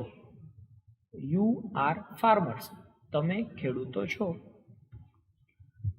થર્ડ પર્સન, થર્ડ પર્સનમાં હી, શી અને ઇટ ત્રણ આવે છે એકવચનમાં. તો હી એની સાથે હંમેશા ઇઝ વપરાય. હી ઇઝ એટલે તે છે. એનું વાક્ય બનાવીએ તો હી ઇઝ મિસ્ટર શાહ, તે શ્રી શાહ છે. શી એની સાથે ઇઝ વપરાય. શી ઇઝ એટલે તેણી છે. શી ઇઝ માય સિસ્ટર, તેણી મારી બહેન છે. તો શી સાથે હંમેશા ઇઝ વપરાય. પછી નાન્યતર જાતિ માટે ઇટ વપરાય છે. ઇટ એની સાથે ઇઝ વપરાય. ઇટ ઇઝ એટલે તે છે. ઉદાહરણ જોઈએ. ઇટ ઇઝ માય ડોગ, તે મારો કૂતરો છે. હવે થર્ડ પર્સન એટલે કે ત્રીજો પુરુષ, એનું બહુવચન શું થાય? ત્રીજા પુરુષનું બહુવચન થાય ધે. ધે સાથે હંમેશા આર વપરાય. ધે આર એટલે તેઓ છે. ઉદાહરણ જોઈએ તો ધે આર એક્ટર્સ, તેઓ અભિનેતાઓ છે. તો આમ ટુ બીના વર્તમાન કાળના રૂપો આપણે જોયા, એમ, ઇઝ અને આર. તો આ રીતે તમે પણ તમારી રીતે વાક્ય બનાવી શકો છો વર્તમાન કાળના. હવે આપણે વાત કરીએ ટુ બીના ભૂતકાળના રૂપો. ટુ બીના ભૂતકાળના રૂપો કયા છે? વોઝ અને વેર. તો વોઝ અને વેરનો ઉપયોગ કરીને કેવી રીતે વાક્ય બની શકે એ આપણે જોઈએ. સિંગ્યુલર, એકવચન અને પ્લુરલ એટલે બહુવચનમાં. ફર્સ્ટ પર્સન સિંગ્યુલર આપ જાણો છો એ પ્રમાણે આઈ. આઈ સાથે હંમેશા વોઝ વપરાશે. આઈ વોઝ એટલે હું હતો. વાક્ય બનાવીએ તો આઈ વોઝ ટાયર્ડ, હું થાકેલો હતો. ટાયર્ડ એટલે થાકેલું હોવું. તો આઈ વોઝ એટલે હું હતો. આઈ વોઝ ટાયર્ડ એટલે હું થાકેલો હતો. બહુવચન જોઈએ તો વી સાથે શું વપરાય? વેર. વી વેર એટલે અમે હતા. એનું વાક્ય બનાવીએ વી વેર ટાયર્ડ, અમે થાકેલા હતા. સેકન્ડ પર્સનમાં આવશે યુ. યુ સાથે હંમેશા વેર વપરાય. યુ વેર એટલે તમે હતા. યુ વેર ટાયર્ડ, તમે થાકેલા હતા. એનું બહુવચન હંમેશા યુ થાય. યુ એની સાથે વેર વપરાય. યુ વેર એટલે તમે હતા. યુ વેર ટાયર્ડ, તમે થાકેલા હતા. ત્યારબાદ થર્ડ પર્સનમાં હી, શી અને ઇટ. તો હી પુરુષ માટે વપરાય છે. હી વોઝ એટલે તે હતો. હી વોઝ ટાયર્ડ, તે થાકેલો હતો. શી સાથે વોઝ વપરાય. શી એટલે તેણી. શી વોઝ એટલે તેણી હતી. શી વોઝ ટાયર્ડ, તેણી થાકેલી હતી. ઇટ સાથે હંમેશા વોઝ વપરાય. ઇટ વોઝ એટલે તે હતો. ઇટ વોઝ ટાયર્ડ, તે થાકેલો હતો. તો નાન્યતર જાતિ માટે ઇટ વપરાશે. એનું બહુવચન શું થાય? બહુવચન થાય ધે. ધે સાથે હંમેશા વેર વપરાય. ધે વેર તેઓ હતા. ધે વેર ટાયર્ડ, તેઓ થાકેલા હતા. તો આમ ભૂતકાળમાં વોઝ અને વેરનો ઉપયોગ થશે. હવે આપણે ભવિષ્યકાળની વાત કરીએ તો ભવિષ્યકાળનું રૂપ શું છે? ટુ બીનું ભવિષ્યકાળનું રૂપ છે શેલ બી અને વિલ બી. મિત્રો યાદ રાખો, આઈ અને વી એની સાથે શેલ બી વપરાય છે. અને બાકીના બધા સાથે વિલ બી વપરાય છે. આ જૂનો નિયમ છે, પણ આધુનિક ઇંગ્લિશમાં દરેક જગ્યાએ તમે વિલ બીનો ઉપયોગ કરો તો એ સ્વીકાર્ય છે. દરેક જગ્યાએ વિલ બી ઉપયોગ કરી શકાય. આઈ અને વી સાથે પણ વિલ બીનો ઉપયોગ જ કરી શકાય. તો સિંગ્યુલર અને પ્લુરલ માટે આપણે સમજીએ. અહીંયા જૂના ઇંગ્લિશ પ્રમાણે જ મેં દર્શાવ્યું છે, પણ તમે વિલ બી લખો તો પણ ખોટું ન પડે. આઈ શેલ બી એટલે હું હોઈશ. ભવિષ્યમાં કોઈ જગ્યાએ હોવાની ક્રિયા કે કોઈ વસ્તુ કે વ્યક્તિ હોવાની વાત દર્શાવવી હોય તો એમાં શેલ બીનો ઉપયોગ થશે અથવા તો વિલ બીનો ઉપયોગ થશે. તો આઈ શેલ બી એટલે હું હોઈશ. વાક્ય બનાવીએ તો આઈ શેલ બી બિઝી, હું વ્યસ્ત હોઈશ. એનું બહુવચન શું થાય? બહુવચન થાય વી. વી સાથે shall be. We shall be એટલે અમે હોઈશું. વી શેલ બી બિઝી, અમે વ્યસ્ત હોઈશું. Second person. સેકન્ડ પર્સનમાં આવે યુ. યુ સાથે આવે will be. You will be એટલે તમે હશો. યુ વિલ બી બિઝી, તમે વ્યસ્ત હશો. એનું બહુવચન થાય યુ. યુ સાથે વિલ બી આવશે. યુ વિલ બી એટલે તમે હશો. યુ વિલ બી બિઝી, તમે વ્યસ્ત હશો. થર્ડ પર્સનમાં હી, શી અને ઇટ. પુરુષ માટે હી વપરાય છે. હી સાથે વિલ બી આવશે. હી વિલ બી એટલે તે હશે. હી વિલ બી બિઝી, તે વ્યસ્ત હશે. શી સાથે હંમેશા વિલ બી વપરાય. શી વિલ બી એટલે તેણી હશે. પણ એનું વાક્ય બનાવીએ તો શી વિલ બી બિઝી, તેણી વ્યસ્ત હશે. તે રીતે નાન્યતર જાતિ માટે ઈટ વપરાય છે. ઈટ સાથે will be. It will be એટલે તે હશે. ઈટ વિલ બી બિઝી, તે વ્યસ્ત હશે. એવી રીતે બહુવચન કરીએ તો બહુવચન સાથે હંમેશા ધે વપરાય. ધે સાથે will be. They will be એટલે તેઓ હશે. ધે વિલ બી બિઝી, તેઓ વ્યસ્ત હશે. તો આમ ભવિષ્યકાળના રૂપો છે શેલ બી અને વિલ બી. ભવિષ્યમાં કોઈ વસ્તુ હશે કે કોઈ વ્યક્તિ હશે એવું દર્શાવવું હોય તો એના માટે શેલ બી અથવા વિલ બીનો ઉપયોગ થશે. હવે આપણે હેવના રૂપો તપાસીએ. To have. ટુ હેવનો મતલબ થાય છે પાસે હોવું. દાખલા તરીકે આપણે કહીએ કે મારી પાસે એક બોલપેન છે તો પાસે હોવું એવો મતલબ થયો. તો પાસે હોવું એવો મતલબ દર્શાવવો હોય ત્યારે એના માટે ટુ હેવના રૂપોનો ઉપયોગ થાય છે.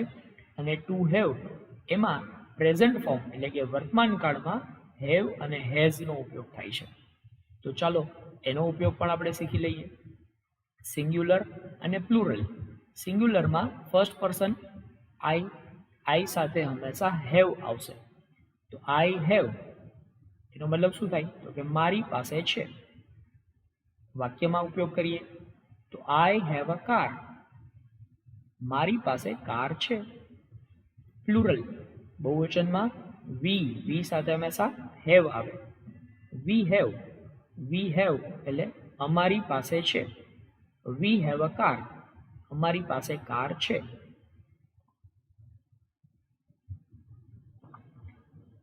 તો વી હેવ મતલબ અમારી પાસે છે. તો વી હેવ અ કાર, અમારી પાસે કાર છે. તો આ ફર્સ્ટ પર્સનની વાત થઈ. સેકન્ડ પર્સનમાં જોઈએ તો સેકન્ડ પર્સન સિંગ્યુલર. એમાં યુ એની સાથે હંમેશા હેવ આવે. યુ હેવ એટલે તમારી પાસે છે. યુ હેવ અ કાર, તમારી પાસે કાર છે. બહુવચન કરીએ તો એમાં યુ જ આવશે. યુની સાથે હેવ વપરાય. યુ હેવ એટલે તમારી પાસે છે. યુ હેવ અ કાર, તમારી પાસે કાર છે. થર્ડ પર્સન હી, સી અને ઇટ. He has. હી સાથે હંમેશા હેઝ વપરાય. હી હેઝ એટલે તેની પાસે છે. ઉદાહરણ જોઈએ તો હી હેઝ અ કાર, તેની પાસે કાર છે. એવી રીતે શી. શી હેઝ. શી હેઝ એટલે તેણી પાસે છે. તો શી હેઝ અ કાર, તેણી પાસે કાર છે. એવી રીતે ઇટ સાથે જોઈએ તો ઇટ હેઝ. ઇટ નાન્યતર જાતિ માટે વપરાય છે. ઇટ હેઝ એટલે તેની પાસે છે. It has a long tail, તેને લાંબી પૂંછડી છે. બરોબર. તો અહીંયા હી, શી અને ઇટ સાથે હેઝ વપરાશે. પણ બહુવચન છે એ થાય ધે, અને ધે સાથે હંમેશા હેવ વપરાય. ધે હેવ એટલે તેઓ પાસે છે. ધે હેવ અ કાર, તેઓ પાસે કાર છે. તો આ રીતે હી શી ઇટ એની સાથે હેઝ વપરાય અને બાકીના બધા સાથે હેવ વપરાશે. આ ટુ હેવના વર્તમાન કાળના રૂપો થયા. હવે આપણે ટુ હેવનું ભૂતકાળનું રૂપ તપાસીએ. ટુ હેવનું ભૂતકાળનું રૂપ છે હેડ. અહીંયા એક જ રૂપ હેડ થાય છે, એટલે સિંગ્યુલર અને પ્લુરલ બધામાં હેડનો જ ઉપયોગ થશે. તો આવો તપાસીએ હેડનો ઉપયોગ કરીને વાક્ય કેવી રીતે બની શકે. ફર્સ્ટ પર્સન સિંગ્યુલર, આઈ સાથે હેડ, આઈ હેડ એટલે મારી પાસે હતી.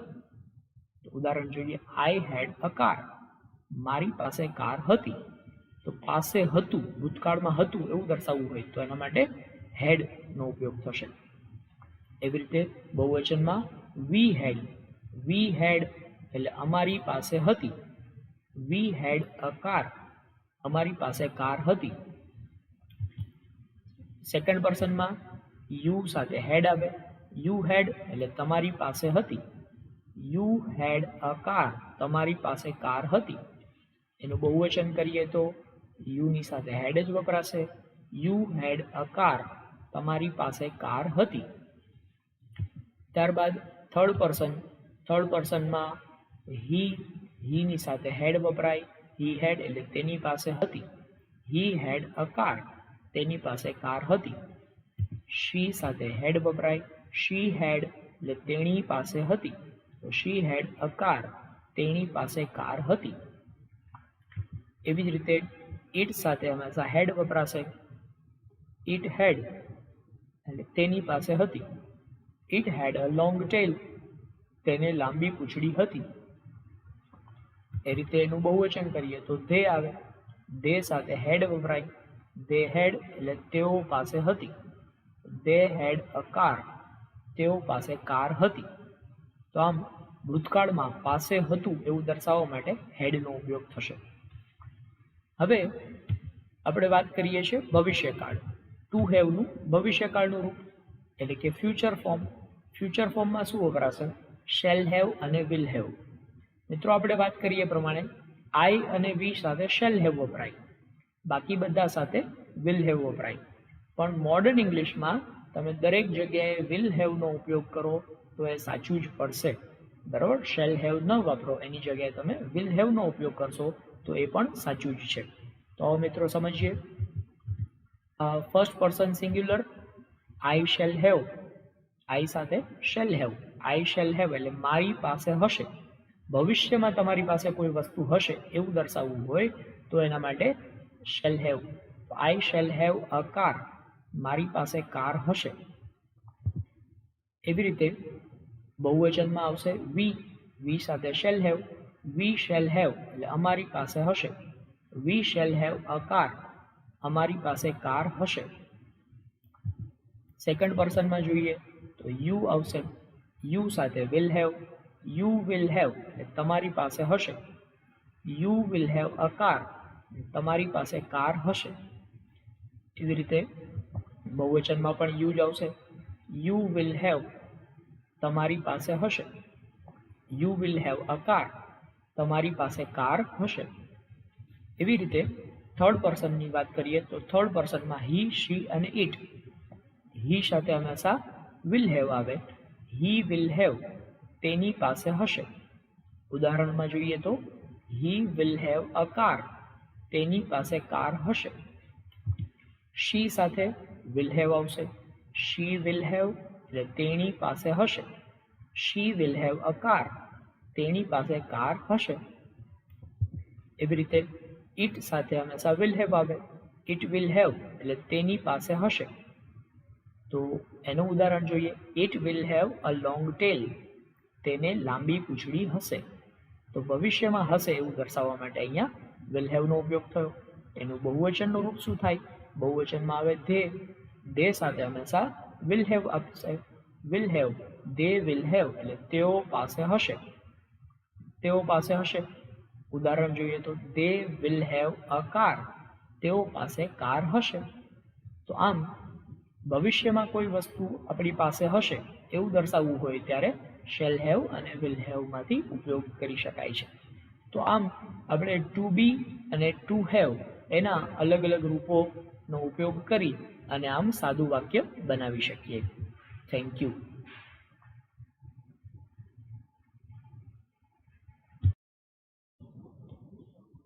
નમસ્કાર તાલીમાર્થી મિત્રો. ઔદ્યોગિક તાલીમ સંસ્થા રાજકોટથી હું આશિષ ગોરવાડિયા, ઇન્સ્ટ્રક્ટર એમ્પ્લોયબિલિટી સ્કિલ્સ. આજના સેશનમાં આપ સૌનું હાર્દિક સ્વાગત કરું છું. મિત્રો, આજના સેશનમાં આપણે લોકો શીખવાના છીએ સેમેસ્ટર 1માં ટોપિક 2. ટોપિકનું ટાઇટલ છે ઇંગ્લિશ લિટરસી, જેમાં ચેપ્ટર નંબર 7. સરળતાથી સમજી શકાય એટલા માટે આપણે આ ચેપ્ટરને અલગ અલગ પાર્ટમાં ડિવાઈડ કર્યા છે. ચેપ્ટરનું ટાઇટલ છે ફંક્શનલ ઇંગ્લિશ, જેનો પાર્ટ 8 આપણે અત્યારે ભણી રહ્યા છીએ. પાર્ટ 8 એમાં આપણે ભણવાના છીએ એડજેક્ટિવ્સ, જેને ડિસ્ક્રાઇબિંગ વર્ડ્સ તરીકે ઓળખવામાં આવે છે.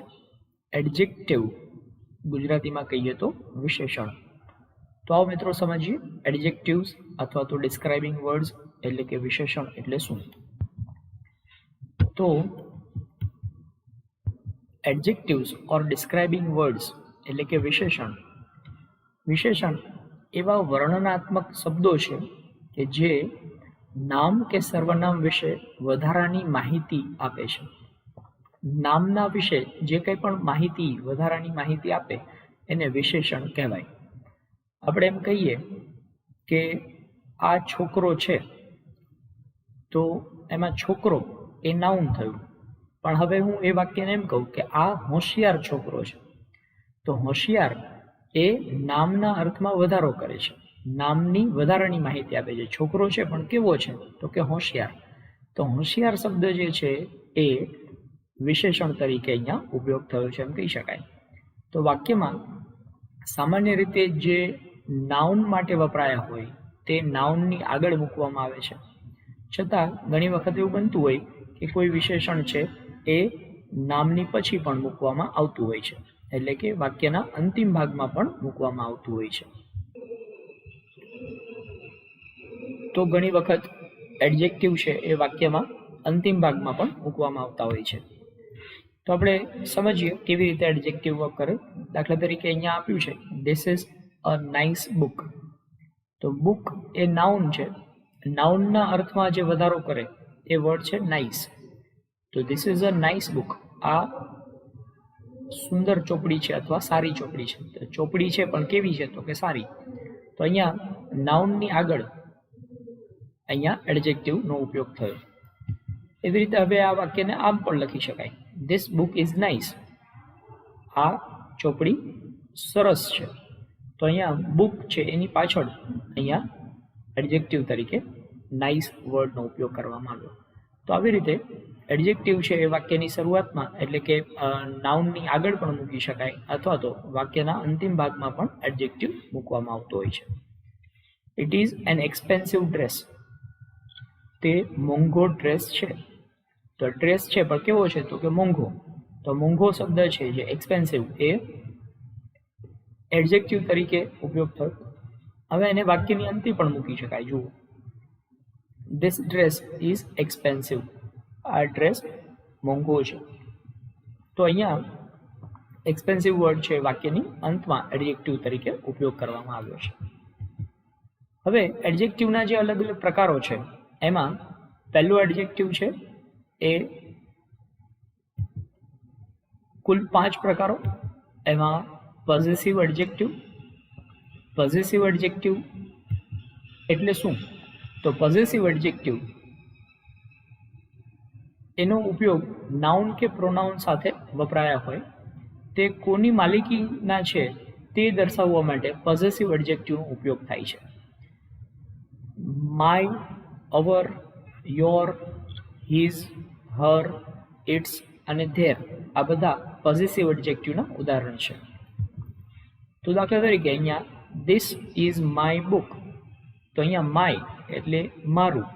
તો અહીંયા માય છે એ પોઝેસિવ એડજેક્ટિવ તરીકે ઉપયોગ થયો છે. This is his car. આ તેની કાર છે. તો તેની એટલે માલિકી દર્શાવવા માટે અહીંયા પોઝેસિવ એડજેક્ટિવનો ઉપયોગ થયો. ઇટ ઇઝ યોર ડ્રેસ, તે તારો ડ્રેસ છે. તો યોર એટલે તારું અથવા તમારું, તો અહીંયા માલિકી દર્શાવવા માટે પોસેસિવ એડજેક્ટિવનો ઉપયોગ થયો. ત્યારબાદ નેક્સ્ટ છે ડિસ્ક્રિપ્ટિવ એડજેક્ટિવ. ડિસ્ક્રિપ્ટિવ એટલે જે ડિસ્ક્રાઇબ કરે, નિદર્શન કરે, એ પ્રકારના એડજેક્ટિવને ડિસ્ક્રિપ્ટિવ એડજેક્ટિવ કહેવાય. તો ડિસ્ક્રિપ્ટિવ એડજેક્ટિવ એટલે એવા શબ્દો કે જે નાઉનના ગુણો કે વિશિષ્ટતા દર્શાવતા હોય. જે શબ્દો નામના કોઈ ગુણ અથવા નામની કોઈ વિશિષ્ટતા દર્શાવે, એ વિશિષ્ટતા દર્શાવતા શબ્દો છે એને ડિસ્ક્રિપ્ટિવ એડજેક્ટિવ તરીકે ઓળખવામાં આવશે. તો જોઈએ ઉદાહરણ. He is a tall boy, તે ઊંચો છોકરો છે. છોકરો છે પણ કેવો છે? તો કે ઊંચો. તો આ નામની વિશિષ્ટતા દર્શાવે છે.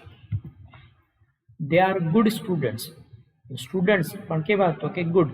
તો અહીંયા ગુડ એ સ્ટુડન્ટ્સના વિશિષ્ટતા દર્શક શબ્દ છે અહીંયા, એટલે એને ડિસ્ક્રિપ્ટિવ એડજેક્ટિવ કહેવાય. ત્યારબાદ she is a clever girl, તેણી હોશિયાર છોકરી છે. તો ગર્લ એટલે છોકરી પણ કેવી? તો કે ક્લેવર. તો અહીંયા ક્લેવર શબ્દ છે એ ડિસ્ક્રિપ્ટિવ એડજેક્ટિવ તરીકે ઉપયોગ થયો છે. ત્યારબાદ rose is a beautiful flower, ગુલાબ સુંદર ફૂલ છે. તો બ્યુટીફુલ અહીંયા ફ્લાવરના અર્થમાં વધારો કરે છે, એટલે આ ડિસ્ક્રિપ્ટિવ એડજેક્ટિવ છે. ત્યારબાદ એડજેક્ટિવો ડિસ્ક્રાઇબિંગ વર્ડમાં નેક્સ્ટ છે ન્યુમરલ એડજેક્ટિવ. ન્યુમરલ એડજેક્ટિવ જે આંકડા દર્શાવે એ પ્રકારનું એડજેક્ટિવ એને કહેવાય ન્યુમરલ એડજેક્ટિવ. ન્યુમરલ એડજેક્ટિવ એ એવા શબ્દો કે જે નાઉનની સંખ્યા અથવા પ્રમાણ બતાવે છે. જેમ કે 5 brothers, some salt, each student. આ બધા જ અહીંયા બ્રધર તો એનું પ્રમાણ દર્શાવે છે, એની સંખ્યા દર્શાવે છે. તો 5 brothers. સોલ્ટ એટલે નમક, પણ કેટલું નમક? તો કે સમ. તો આ સમ છે એ નમકનું પ્રમાણ દર્શાવે છે. સ્ટુડન્ટ કેટલા સ્ટુડન્ટ? ઈચ એટલે દરેક વિદ્યાર્થી. તો અહીંયા આમ નાઉનનું પ્રમાણ અથવા નાઉનની સંખ્યા દર્શાવે એને ન્યુમરલ એડજેક્ટિવ કહેવાય. ન્યુમરલ એડજેક્ટિવ એના 3 પેટા પ્રકારો છે.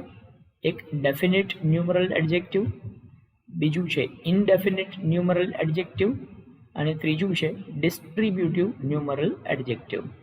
તો ત્રણેય વિશે આપણે સમજૂતી મેળવીએ. સૌથી પહેલી વાત છે ડેફિનિટ ન્યુમરલ એડજેક્ટિવ.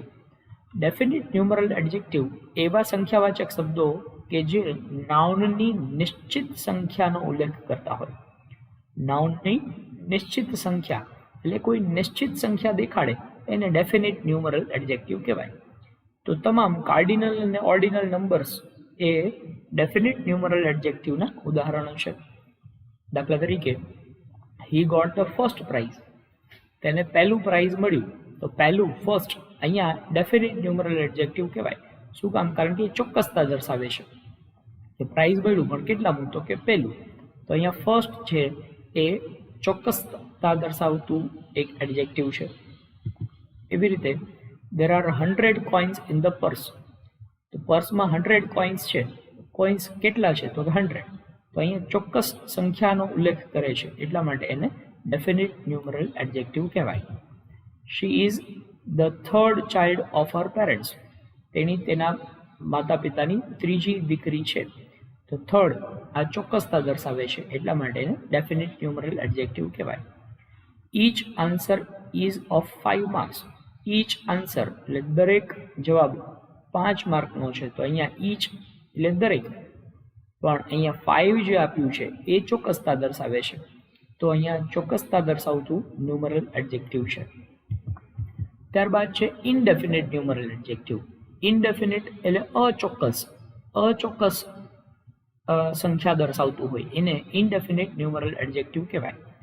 તો ઇનડેફિનિટ ન્યુમરલ એડજેક્ટિવ જે નાઉનની અનિશ્ચિત સંખ્યા અથવા પ્રમાણનો ઉલ્લેખ કરે છે, જેમાં સમ, એની, મચ, મેની, લિટલ, ફ્યુ આ બધા ઇનડેફિનિટ ન્યુમરલ એડજેક્ટિવ છે. I have sum friends here. તો સમ એટલે થોડાક, તો થોડાક એટલે કેટલા? અહીંયા નિશ્ચિત નથી. તો નિશ્ચિત નથી એટલા માટે એને ઇનડેફિનિટ ન્યુમરલ એડજેક્ટિવ કહેવાય.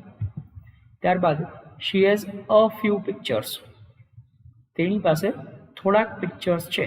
તો થોડાક, અ ફ્યુ એટલે થોડાક, થોડાક એટલે કેટલા એ નક્કી નથી અહીંયા, તો એ ઇનડેફિનિટ ન્યુમરલ એડજેક્ટિવ છે. He has got much money, તેને ઘણા પૈસા મળ્યા છે. તો મચ એટલે ઘણા, તો ઘણા એટલે કેટલાક, તો એ નિશ્ચિત નથી એટલા માટે ઇનડેફિનિટ ન્યુમરલ એડજેક્ટિવ કહેવાય. ત્યારબાદ is there any chocolate in the fridge, ફ્રીજમાં કોઈ ચોકલેટ છે. તો એની એ પણ અનિશ્ચિત સંખ્યા દર્શાવે છે એટલા માટે ઇનડેફિનિટ ન્યુમરલ એડજેક્ટિવ છે. ત્યારબાદ ડિસ્ટ્રીબ્યુટિવ ન્યુમરલ એડજેક્ટિવ. ડિસ્ટ્રીબ્યુટિવ ન્યુમરલ એડજેક્ટિવ જે સામાન્ય રીતે સિંગ્યુલર નાઉન સાથે વપરાય છે અને જૂથના સભ્યોનો વ્યક્તિગત ઉલ્લેખ દર્શાવે છે. જેમ કે 10મા ધોરણનો દરેક વિદ્યાર્થી, તો દરેક એ વ્યક્તિગત ઉલ્લેખ કરવા માટે. રીતે સભાગૃહની પ્રત્યેક ખુરશી, તો આમ પ્રત્યેક એ વ્યક્તિગત ઉલ્લેખ દર્શાવવા માટે ઉપયોગ થયો. એના ઉદાહરણો જોઈએ તો એવરી, ઈચ, અનધર, અધર, આ બધા ડિસ્ટ્રીબ્યુટિવ ન્યુમરલ એડજેક્ટિવ છે.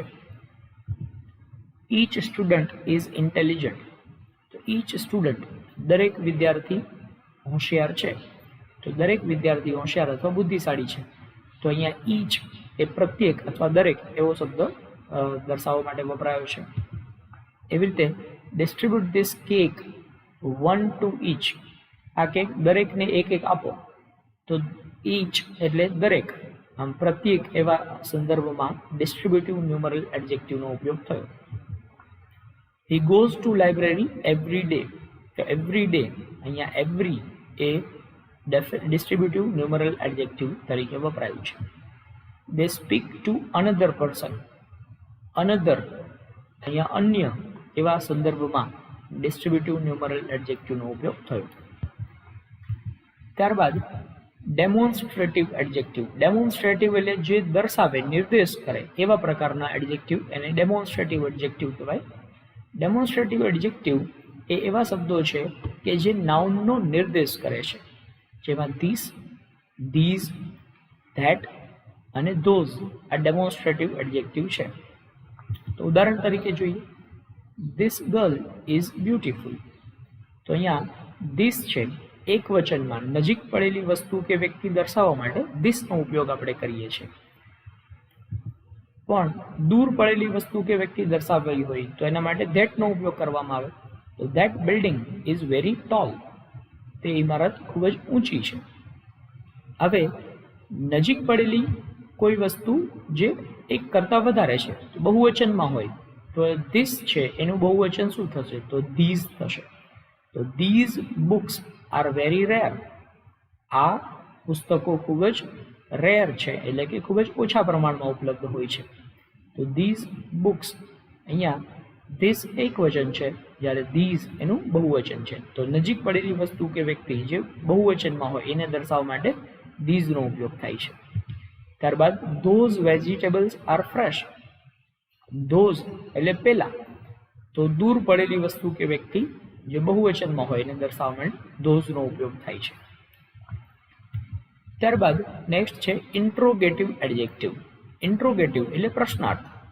તો ઇન્ટ્રોગેટિવ એડજેક્ટિવ પ્રશ્ન પૂછવા માટે જેનો ઉપયોગ થાય એ બધા ઇન્ટ્રોગેટિવ એડજેક્ટિવ કહેવાય, જેમાં વેર, વોટ વગેરે ઇન્ટ્રોગેટિવ એડજેક્ટિવ છે. Which animal do you like, તમને કયું પ્રાણી ગમે છે? તો અહીંયા વિચ એટલે કયું પ્રશ્ન પૂછવા માટે ઉપયોગ થયો એટલે ઇન્ટ્રોગેટિવ એડજેક્ટિવ છે. વેર ધ ડોક્ટર ઇઝ, ડોક્ટર ક્યાં છે? તો અહીંયા ક્યાં એવો પ્રશ્ન પૂછવા માટે ઇન્ટ્રોગેટિવ એડજેક્ટિવનો ઉપયોગ થયો. What food do you prefer, તમને કયો ખોરાક પસંદ પડે છે? તો અહીંયા વોટ શબ્દ છે એ ઇન્ટ્રોગેટિવ એડજેક્ટિવ તરીકે ઉપયોગ થયો છે. તો આ રીતે અલગ અલગ પ્રકારના એડજેક્ટિવ્સ આપણે લોકો ભણ્યા. આશા રાખું છું આપ લોકો દરેક એડજેક્ટિવને બરાબર રીતે સમજ્યા છો. દરેક એડજેક્ટિવ વ્યવસ્થિત સમજવા માટે વિડીયોને 2 થી 3 વખત જોશો એટલે એકદમ સરળતાથી તમને સમજાઈ જશે. Thank you.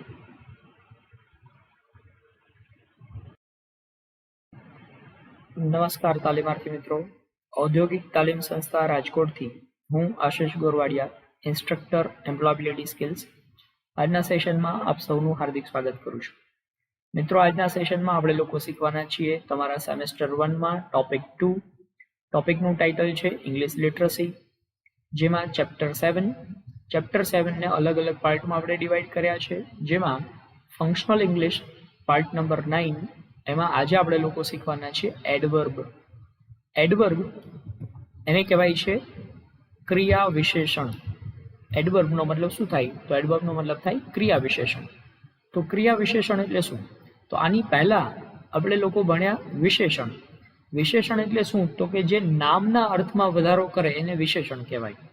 પણ ક્રિયા વિશેષણ શબ્દ પોતે જ દર્શાવે છે કે જે ક્રિયાના અર્થમાં વધારો કરે. તો કોઈ ક્રિયા કેવી રીતે કરવામાં આવી છે એ દર્શાવવા માટે જે શબ્દનો ઉપયોગ થાય એને ક્રિયા વિશેષણ કહેવાય. નામના અર્થમાં વધારો કરે એ વિશેષણ, પણ ક્રિયાના અર્થમાં વધારો કરે એટલે કે કોઈ ક્રિયાપદ છે એ ક્રિયાપદની વિશેષતા કે વિશિષ્ટતા દર્શાવે એ શબ્દ એને ક્રિયા વિશેષણ તરીકે ઓળખવામાં આવે. તો મિત્રો, આપ શબ્દથી જ સમજી ગયા છો. એડવર્બ એટલે વર્બ એટલે ક્રિયા, અને ક્રિયાના અર્થમાં વધારો કરે એને કહેવાય એડવર્બ.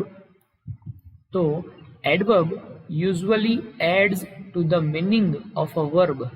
મતલબ કે વર્બ એટલે ક્રિયાપદના અર્થમાં કંઈક એડિશન કરે, કંઈક વધારો કરે એને એડવર્બ કહેવાય. And often tells us how, when or where something happens. કોઈ ક્રિયા કેવી રીતે બની, ક્યારે બની અથવા ક્યાં બની, આના વિશેની માહિતી પૂરી પાડે એને એડવર્બ તરીકે ઓળખવામાં આવે. તો અહીંયા આપણે એ જ વ્યાખ્યાને ફરીથી સમજીએ. એડવર્બ સામાન્ય રીતે ક્રિયાપદ વિશે વધારાની માહિતી આપે છે અને જણાવે છે કે કોઈ ક્રિયા કેવી રીતે બની, ક્યાં બની અને ક્યારે બની. તો મોટાભાગે એડવર્બ છે એ ly શબ્દ ઉમેરવાથી એડવર્બ બનતા હોય છે. તો શબ્દ જે છે એને અંતે ly આ બંને અક્ષરો ઉમેરી દઈએ તો એ એડવર્બ બની જાય. તો ઉદાહરણ જોઈએ. બ્યુટીફુલ, આ બ્યુટીફુલ છે એ એડજેક્ટિવ છે, એની પાછળ આપણે ly ઉમેરી દઈએ તો બ્યુટીફુલી. બ્યુટીફુલ એટલે સુંદર, પણ બ્યુટીફુલી એટલે સુંદર રીતે, તો એ એડવર્બ બની ગયું. એવી રીતે સ્લો એ વિશેષણ છે, એડજેક્ટિવ છે, પણ એની પાછળ આપણે ly ઉમેરી દઈએ સ્લોલી. સ્લો એટલે ધીમું, સ્લોલી એટલે ધીમેથી. બ્રાઇટ એટલે તેજસ્વી, તો બ્રાઇટ છે એની પાછળ ly ઉમેરી દીધું તો બ્રાઇટલી, તો તેજસ્વી રીતે. તો આમ કોઈ વિશેષણ છે એની પાછળ ly ઉમેરવાથી જે બને એ એડવર્બ બનતું હોય છે. હવે એડવર્બ છે એના કુલ 3 પ્રકારો છે. એડવર્બ્સ ઓફ મેનર એટલે રીત દર્શાવતા ક્રિયા વિશેષણો. ત્યારબાદ છે એડવર્બ્સ ઓફ ટાઈમ એટલે સમય દર્શાવતા ક્રિયા વિશેષણ. અને એડવર્બ્સ ઓફ પ્લેસ એટલે સ્થળ દર્શાવતા ક્રિયા વિશેષણ. તો હવે આપણે આ ત્રણેયનો વિગતે અભ્યાસ કરીએ. તો સૌથી પહેલું છે એડવર્બ ઓફ મેનર. મેનર એટલે રીત. કોઈ ક્રિયા કઈ રીતે કરવામાં આવી છે એ રીત દર્શાવતા વિશેષણ એને એડવર્બ ઓફ મેનર એટલે કે રીત દર્શાવતા ક્રિયા વિશેષણ કહી શકાય. તો જે એડવર્બ્સ ક્રિયા કઈ રીતે થઈ છે તે દર્શાવે એટલે કે હાઉ પ્રશ્નનો જવાબ તેમાંથી આપણને મળે તેને એડવર્બ ઓફ મેનર તરીકે ઓળખવામાં આવે. તો પ્લીઝ સ્પીક ક્લિયરલી, સ્પષ્ટતાથી બોલો. તો ક્લિયર એટલે સ્પષ્ટ, પણ કેવી રીતે બોલવાની વાત કરી તો કે સ્પષ્ટતાથી. તો ક્લિયર છે એ આ ક્રિયા કેવી રીતે કરવી જોઈએ એના વિશેની વાત કરે છે. તો ક્લિયરલી એ ક્રિયા વિશેષણ છે, એડવર્બ ઓફ મેનર.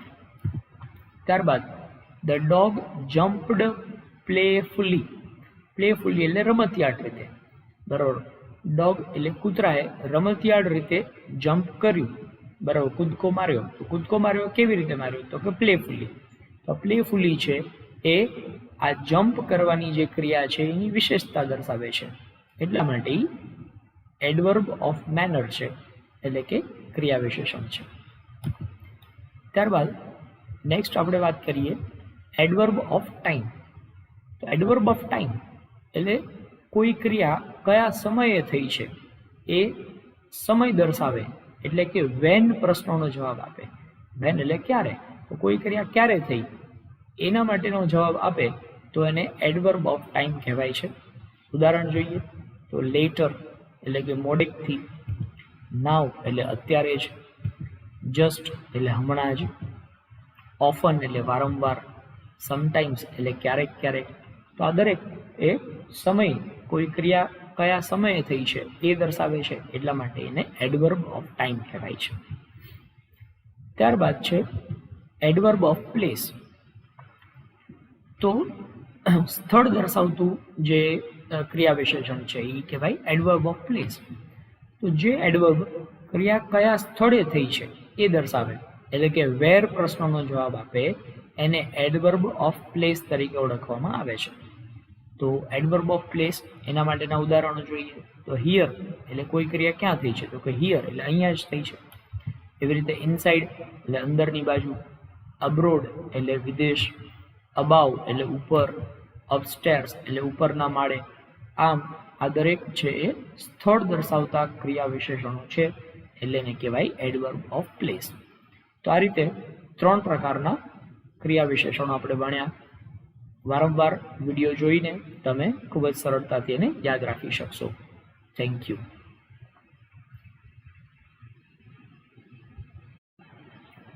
નમસ્કાર તાલીમાર્થી મિત્રો. ઔદ્યોગિક તાલીમ સંસ્થા રાજકોટથી હું આશિષ દોરવાડિયા, ઇન્સ્ટ્રક્ટર એમ્પ્લોયબિલિટી સ્કિલ્સ. આજના સેશનમાં આપ સૌનું હાર્દિક સ્વાગત કરું છું. મિત્રો, આજના સેશનમાં આપણે લોકો શીખી રહ્યા છીએ તમારા સેમેસ્ટર 1માં ટોપિક 2. ટોપિકનું ટાઇટલ છે ઇંગ્લિશ લિટરસી, જેમાં ચેપ્ટર 7. ચેપ્ટર 7નું ટાઇટલ છે ફંક્શનલ ઇંગ્લિશ. ફંક્શનલ ઇંગ્લિશ જેનો પાર્ટ 10 આપણે ભણી રહ્યા છીએ. પાર્ટ 10નું ટાઇટલ છે પ્રેપોઝિશન. તો પ્રેપોઝિશન એટલે શું એના વિશેની માહિતી આપણે આ સેશનમાં મેળવવાના છીએ. તો આવો મિત્રો સમજીએ પ્રેપોઝિશન્સ. પ્રેપોઝિશન્સને ગુજરાતીમાં કહેવાય છે અવ્યય અથવા તો નામયોગી અવ્યય. આ પ્રકારનું એનો ગુજરાતી મતલબ થાય છે. તો પ્રેપોઝિશન એ શું દર્શાવે છે? તો preposition is a word used before a noun or a pronoun to show the time, position, method, reason, etc. તો preposition એટલે કોઈ એવો શબ્દ કે જે નામની પહેલા અથવા તો સર્વનામની પહેલા વપરાયો છે અને જે કોઈ સમય દર્શાવે છે, અથવા તો કોઈ પોઝિશન એટલે પરિસ્થિતિ દર્શાવે છે, અથવા કોઈ વસ્તુ કે નામ છે એની મેથડ એટલે કે એની રીત દર્શાવે છે, અથવા તો કારણ દર્શાવે છે. તો આમ પ્રેપોઝિશન એ નાઉન કે પ્રોનાઉનની પહેલા સમય, સ્થિતિ, રીત કે કારણ દર્શાવતા શબ્દો એને પ્રેપોઝિશન કહેવાય છે. ઘણા બધા પ્રેપોઝિશન્સ છે, પરંતુ એમાં ઓન, એટ અને ઇન એ મુખ્ય પ્રેપોઝિશન્સ છે. તો આવો મિત્રો સમજીએ અલગ અલગ પ્રેપોઝિશન્સ. દાખલા તરીકે પ્રેપોઝિશન ઓન. ઓન શબ્દનો મતલબ શું થાય? ઓન એટલે ઉપર. તો ઓન ધ પ્લેટફોર્મ એટલે પ્લેટફોર્મ ઉપર. ઓન ધ સેકન્ડ ફ્લોર એટલે બીજા માળ ઉપર. ઓન મંડે એટલે સોમવારે અથવા સોમવાર ઉપર. ત્યારબાદનું પ્રેપોઝિશન છે પ્રેપોઝિશન એટ. એટ એટલે ની તરફ. એટ હોમ એટલે ઘર તરફ. એટ સ્કૂલ તો સ્કૂલ તરફ. એટ વર્ક એટલે કામ તરફ. આમ અલગ અલગ સ્થળ તરફ જે એવો મતલબ દર્શાવવો હોય ત્યારે પ્રેપોઝિશન એટનો ઉપયોગ થશે. એવી રીતે એટ ધ બસ સ્ટોપ તો બસ સ્ટોપ તરફ. At noon, midnight or midday. તો આમ એટ જે છે એ કોઈ ચોક્કસ સમય ઉપર એવું દર્શાવવું હોય ત્યારે પણ એટનો ઉપયોગ થઈ શકે. તો એટ નૂન એટલે બપોરે. એટ મિડડે એટલે મધ્યાહન સમયે. એટ નાઇટ એટલે રાત્રે. તો કોઈ ચોક્કસ સમય દર્શાવવો હોય તો એના માટે પણ એટનો ઉપયોગ કરી શકાય. ત્યારબાદનું પ્રેપોઝિશન છે પ્રેપોઝિશન ઇન. ઇન આદિપુર તો આદિપુરમાં. હવે ઇનનો મતલબ અંદર અથવા માં એવો થાય છે. ઇન તિલક સ્ટ્રીટ એટલે તિલક સ્ટ્રીટમાં. એવી રીતે ઇન ધ સમર એટલે ઉનાળામાં. તો અહીંયા કોઈ સિઝન દરમિયાન અથવા સિઝનમાં એવો મતલબ દર્શાવવો હોય તો એના માટે પણ ઇનનો ઉપયોગ થાય. ઇન ધ મોર્નિંગ અથવા ઇન ધ આફ્ટરનૂન, તો સવારમાં અથવા આફ્ટરનૂન એટલે સાંજે અથવા બપોરમાં. આ ઇન એનો મતલબ માં અથવા અંદર એવો થઈ શકે. ત્યારબાદ અલગ અલગ પ્રપોઝિશન્સ વિશે આપણે માહિતી મેળવીએ. જુઓ, અબાવ. અબાવ એટલે ઉપર. હવે ક્યારેક કોઈ એક વસ્તુ બીજી વસ્તુની ઉપર એક જ સપાટીમાં છે ત્યારે અબાવ એટલે ઉપર એનો ઉપયોગ થાય છે. અબાઉટ. અબાઉટ શબ્દનો ઉપયોગ થાય જ્યારે કોઈ વસ્તુ વિશે તમારે વાત કરવી હોય. તો ટેલ મી સમથિંગ અબાઉટ યુ. તો અબાઉટ યુ એટલે તમારા વિશે કંઈક કહો. તો વિશે એવો શબ્દ વાપરવા માટે અબાઉટનો ઉપયોગ થશે. અક્રોસ. અક્રોસ એટલે એક છેડેથી બીજા છેડે સુધી આમ દર્શાવવું હોય ત્યારે અક્રોસ એવો શબ્દ વાપરી શકાય. અગેન્સ્ટ. અગેન્સ્ટ એટલે એની વિરુદ્ધમાં એવો મતલબ દર્શાવવા માટે અગેન્સ્ટનો ઉપયોગ થાય છે. અલોંગ. અલોંગનો મતલબ થાય ની સાથે. અમંગ એટલે ની વચ્ચે. અરાઉન્ડ એટલે એની ફરતે. એટ એટલે એની તરફ. બિફોર. બિફોર એટલે કોઈ એક સમયની પહેલા એવો મતલબ દર્શાવવા માટે બિફોરનો ઉપયોગ થશે. બિહાઇન્ડ એટલે પાછળ. જ્યારે કોઈ એક વસ્તુ બીજી વસ્તુની પાછળ છે એવું દર્શાવવું હોય ત્યારે બિહાઇન્ડનો ઉપયોગ થાય. બિલો એટલે નીચે. જ્યારે કોઈ એક વસ્તુ છે બીજી વસ્તુની નીચે છે એવું દર્શાવવું હોય ત્યારે બિલો ઉપયોગ થશે. બિનિથ. બિનિથ એટલે એનો મતલબ પણ નીચે એવો થાય, પણ એક જ સપાટીની અંદર નીચે છે એવું દર્શાવવું હોય ત્યારે બિનિથનો ઉપયોગ થશે. ત્યારબાદ ડિસાઇડ. ડિસાઇડ એટલે ની ઉપરાંત. બરાબર, ચા ની ઉપરાંત કોફી એમ દર્શાવવું હોય ત્યારે બિસાઇડ એવો મતલબ થાય. બિસાઇડ એટલે એની બાજુમાં એવો મતલબ પણ થઈ શકે. ત્યારબાદ છે બિટવીન. બિટવીન એટલે વચ્ચે. જ્યારે બે વસ્તુ કે વ્યક્તિની વચ્ચે હોય ત્યારે બિટવીનનો ઉપયોગ થાય, પણ બે કરતાં વધારે વસ્તુ કે વ્યક્તિની વચ્ચે એવો મતલબ દર્શાવવો હોય ત્યારે અમંગનો ઉપયોગ થાય છે. બિયોન્ડ. બિયોન્ડ એટલે પેલે પાર. બાય એનો મતલબ થાય દ્વારા. એટલે ડાઉન. ડાઉનનો મતલબ નીચે. ડ્યુરિંગ એટલે દરમિયાન. એક્સેપ્ટ એટલે ના સિવાય. ફોર. ફોરનો મતલબ થાય માટે. બરાબર, તો I have a gift for you. તો મારી પાસે તમારા માટે ગિફ્ટ છે. તો માટે એવો મતલબ દર્શાવવા માટે ફોરનો ઉપયોગ થશે. ત્યારબાદ ફ્રોમ. ફ્રોમ એટલે માંથી અથવા પાસેથી. બરાબર, તો I have come from India. હું ભારતથી આવ્યો છું. તો થી એવો મતલબ દર્શાવવા માટે ફ્રોમનો ઉપયોગ થશે. ઇન એટલે અંદર. ઇનસાઇડ એટલે અંદરની બાજુ. ઇનટુ એટલે અંદર અથવા માં. લાઈક. લાઈક એટલે ના જેવું. નિયર એટલે નજીક. ઓફ એટલે નો, ની, નું, ના એવો મતલબ થશે. અને ઓફ જે કોઈ વસ્તુ છે એનાથી દૂર છે એવો મતલબ દર્શાવવા માટે ઓફનો ઉપયોગ થશે. ત્યારબાદ ઓન એટલે ઉપર. સિન્સ એટલે થી. કોઈ ચોક્કસ સમયથી કોઈ ક્રિયા થઈ રહી છે એવું દર્શાવવું હોય ત્યારે સિન્સ. ટુ એનો મતલબ પણ તરફ એવો થશે. ટુવર્ડ એનો મતલબ પણ તરફ થાય. થ્રુ. થ્રુ એટલે ની વચ્ચેથી. અંડર એટલે નીચે. અન્ટિલ એટલે ત્યાં સુધી. અપ એટલે ઉપર. અપોન એટલે અપોન કોઈ સમય ઉપર એવું દર્શાવવું હોય ત્યારે અપોનનો ઉપયોગ થાય. વિથ એટલે સાથે. અને વિધિન એટલે એની વચ્ચે. તો આમ અલગ અલગ પ્રકારના પ્રેપોઝિશન્સનું લિસ્ટ અહીંયા આપ્યું છે. મિત્રો, તમારે આ દરેક પ્રેપોઝિશન છે એના અર્થ મેં તમને લોકોને અહીંયા સમજાવ્યા. તમારે હોમવર્કમાં આ દરેક પ્રેપોઝિશન છે એનો ઉપયોગ કરીને એક વાક્ય તૈયાર કરવાનું છે, જેથી કરીને તમને આ પ્રેપોઝિશનનો ઉપયોગ કરતા આવડી જાય. Thank you. નમસ્કાર તાલીમાર્થી મિત્રો. ઔદ્યોગિક તાલીમ સંસ્થા રાજકોટથી હું આશિષ ગોરવાડિયા, ઇન્સ્ટ્રક્ટર એમ્પ્લોયબિલિટી સ્કિલ્સ. આજના સેશનમાં આપ સૌનું હાર્દિક સ્વાગત કરું છું. મિત્રો, આજના સેશનમાં આપણે લોકો શીખી રહ્યા છીએ સેમેસ્ટર 1માં ટોપિક 2. ટોપિકનું ટાઇટલ છે ઇંગ્લિશ લિટરસી. ચેપ્ટર 7. ચેપ્ટર 7નું ટાઇટલ છે ફંક્શનલ ઇંગ્લિશ, જેનો પાર્ટ 11 આપણે ભણી રહ્યા છીએ. પાર્ટ 11માં આપણે બે વસ્તુ ભણવાના છીએ, કન્જંક્શન્સ અને ઇન્ટરજેક્શન્સ. કન્જંક્શન્સ જેને ગુજરાતીમાં કહેવાય સંયોજક. જ્યારે કોઈ બે વાક્ય સ્વતંત્ર વાક્ય છે એને જોડવા હોય તો એને જોડવા માટે જે શબ્દનો ઉપયોગ થાય એને કન્જંક્શન તરીકે ઓળખવામાં આવે છે. એવી રીતે ઇન્ટરજેક્શન્સ. ઇન્ટરજેક્શન એટલે ઉદ્ગારવાચક શબ્દો, કોઈ લાગણી કે ઉદ્ગાર વ્યક્ત કરવા માટે જે શબ્દોનો ઉપયોગ થતો હોય છે એને ઇન્ટરજેક્શન તરીકે ઓળખવામાં આવે છે. તો આવો મિત્રો સમજીએ પહેલા કન્જંક્શન એટલે શું. તો કન્જંક્શન્સ એટલે કે સંયોજકો. A conjunction is a word used to connect words or sentences. મતલબ બે શબ્દો કે બે વાક્યો એને જોડવા માટે જે શબ્દોનો ઉપયોગ થાય છે એ શબ્દને કન્જંક્શન તરીકે ઓળખવામાં આવે છે. તો કન્જંક્શન એવા શબ્દો કે શબ્દ સમૂહો કે વાક્યો એને પરસ્પર જોડવાનું કામ કરે એને કન્જંક્શન્સ તરીકે ઓળખવામાં આવે. કન્જંક્શન્સ એમાં and, or, but, so, as, when, while, until, since, either or, neither nor આ બધા અલગ અલગ પ્રકારના સંયોજકો છે. તો ઉદાહરણ તરીકે આપણે સમજીએ, Ram and Shyam are friends. તો અહીંયા બે શબ્દોને જોડવા માટે એન્ડનો ઉપયોગ થયો. તમે જોઈ શકો છો રામ અને શ્યામ બંને મિત્રો છે. એવી રીતે would you like to stay at home or at hotel. તમે ઘરે રોકાવા માંગો છો કે હોટલમાં રોકાવા માંગો છો.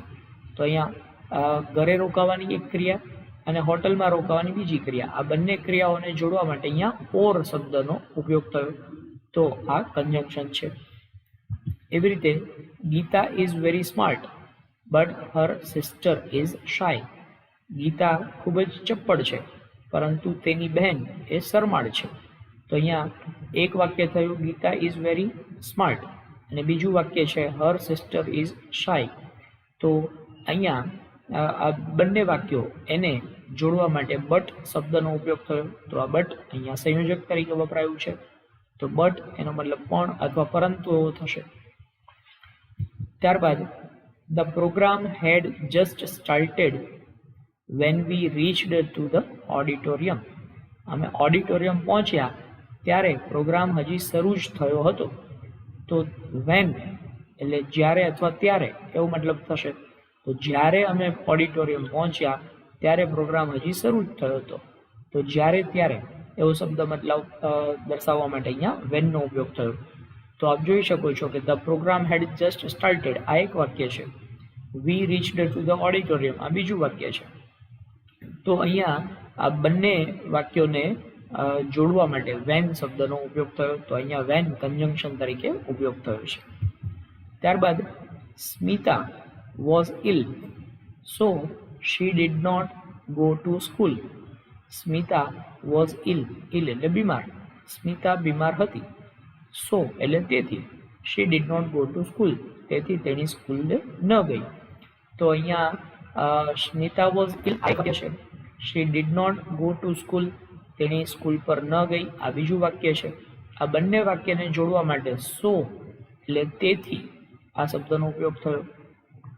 તો એ કન્જંક્શન તરીકે અહીંયા ઉપયોગ થયો છે. ત્યારબાદ નેક્સ્ટ વાત કરીએ છીએ ઇન્ટરજેક્શન્સ. ઇન્ટરજેક્શન્સ એટલે ઉદ્ગારો. કોઈ લાગણી વ્યક્ત કરવા માટે ઉદ્ગારવાચક શબ્દોનો ઉપયોગ થતો હોય છે એને ઇન્ટરજેક્શન કહેવાય. An interjection is a word that expresses a sudden strong feelings such as surprise, pain or pleasure. Interjection એટલે એવું કોઈ શબ્દ કે જે અચાનક ઉદ્ભવતી જે લાગણી છે, દાખલા તરીકે સરપ્રાઇઝ એટલે આશ્ચર્ય, પેઇન એટલે કોઈ દુઃખ, પ્લેઝર એટલે આનંદ. તો આવા કોઈ પણ પ્રકારની લાગણીને વ્યક્ત કરવા માટે જે શબ્દનો ઉપયોગ થાય એને ઇન્ટરજેક્શન કહેવાય. ઉદાહરણથી સમજીએ તો વધારે ખબર પડશે. તો આશ્ચર્ય, આનંદ કે દુઃખની લાગણી વ્યક્ત કરવા માટે જે શબ્દો ઉપયોગ થાય એને ઇન્ટરજેક્શન્સ કહેવાય છે.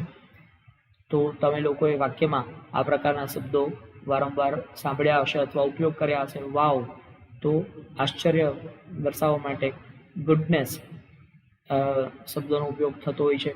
ઓહ દુઃખ કે કોઈ તકલીફ દર્શાવવા માટે. એક્સેલન્ટ કોઈ વસ્તુ કે વ્યક્તિના વખાણ કરવા માટે. ઓહ નો નિરાશા વ્યક્ત કરવા માટે. હુર્રે જ્યારે ખૂબ જ આનંદ દર્શાવવાનો હોય તો એના માટે હુર્રે શબ્દનો ઉપયોગ થતો હોય છે.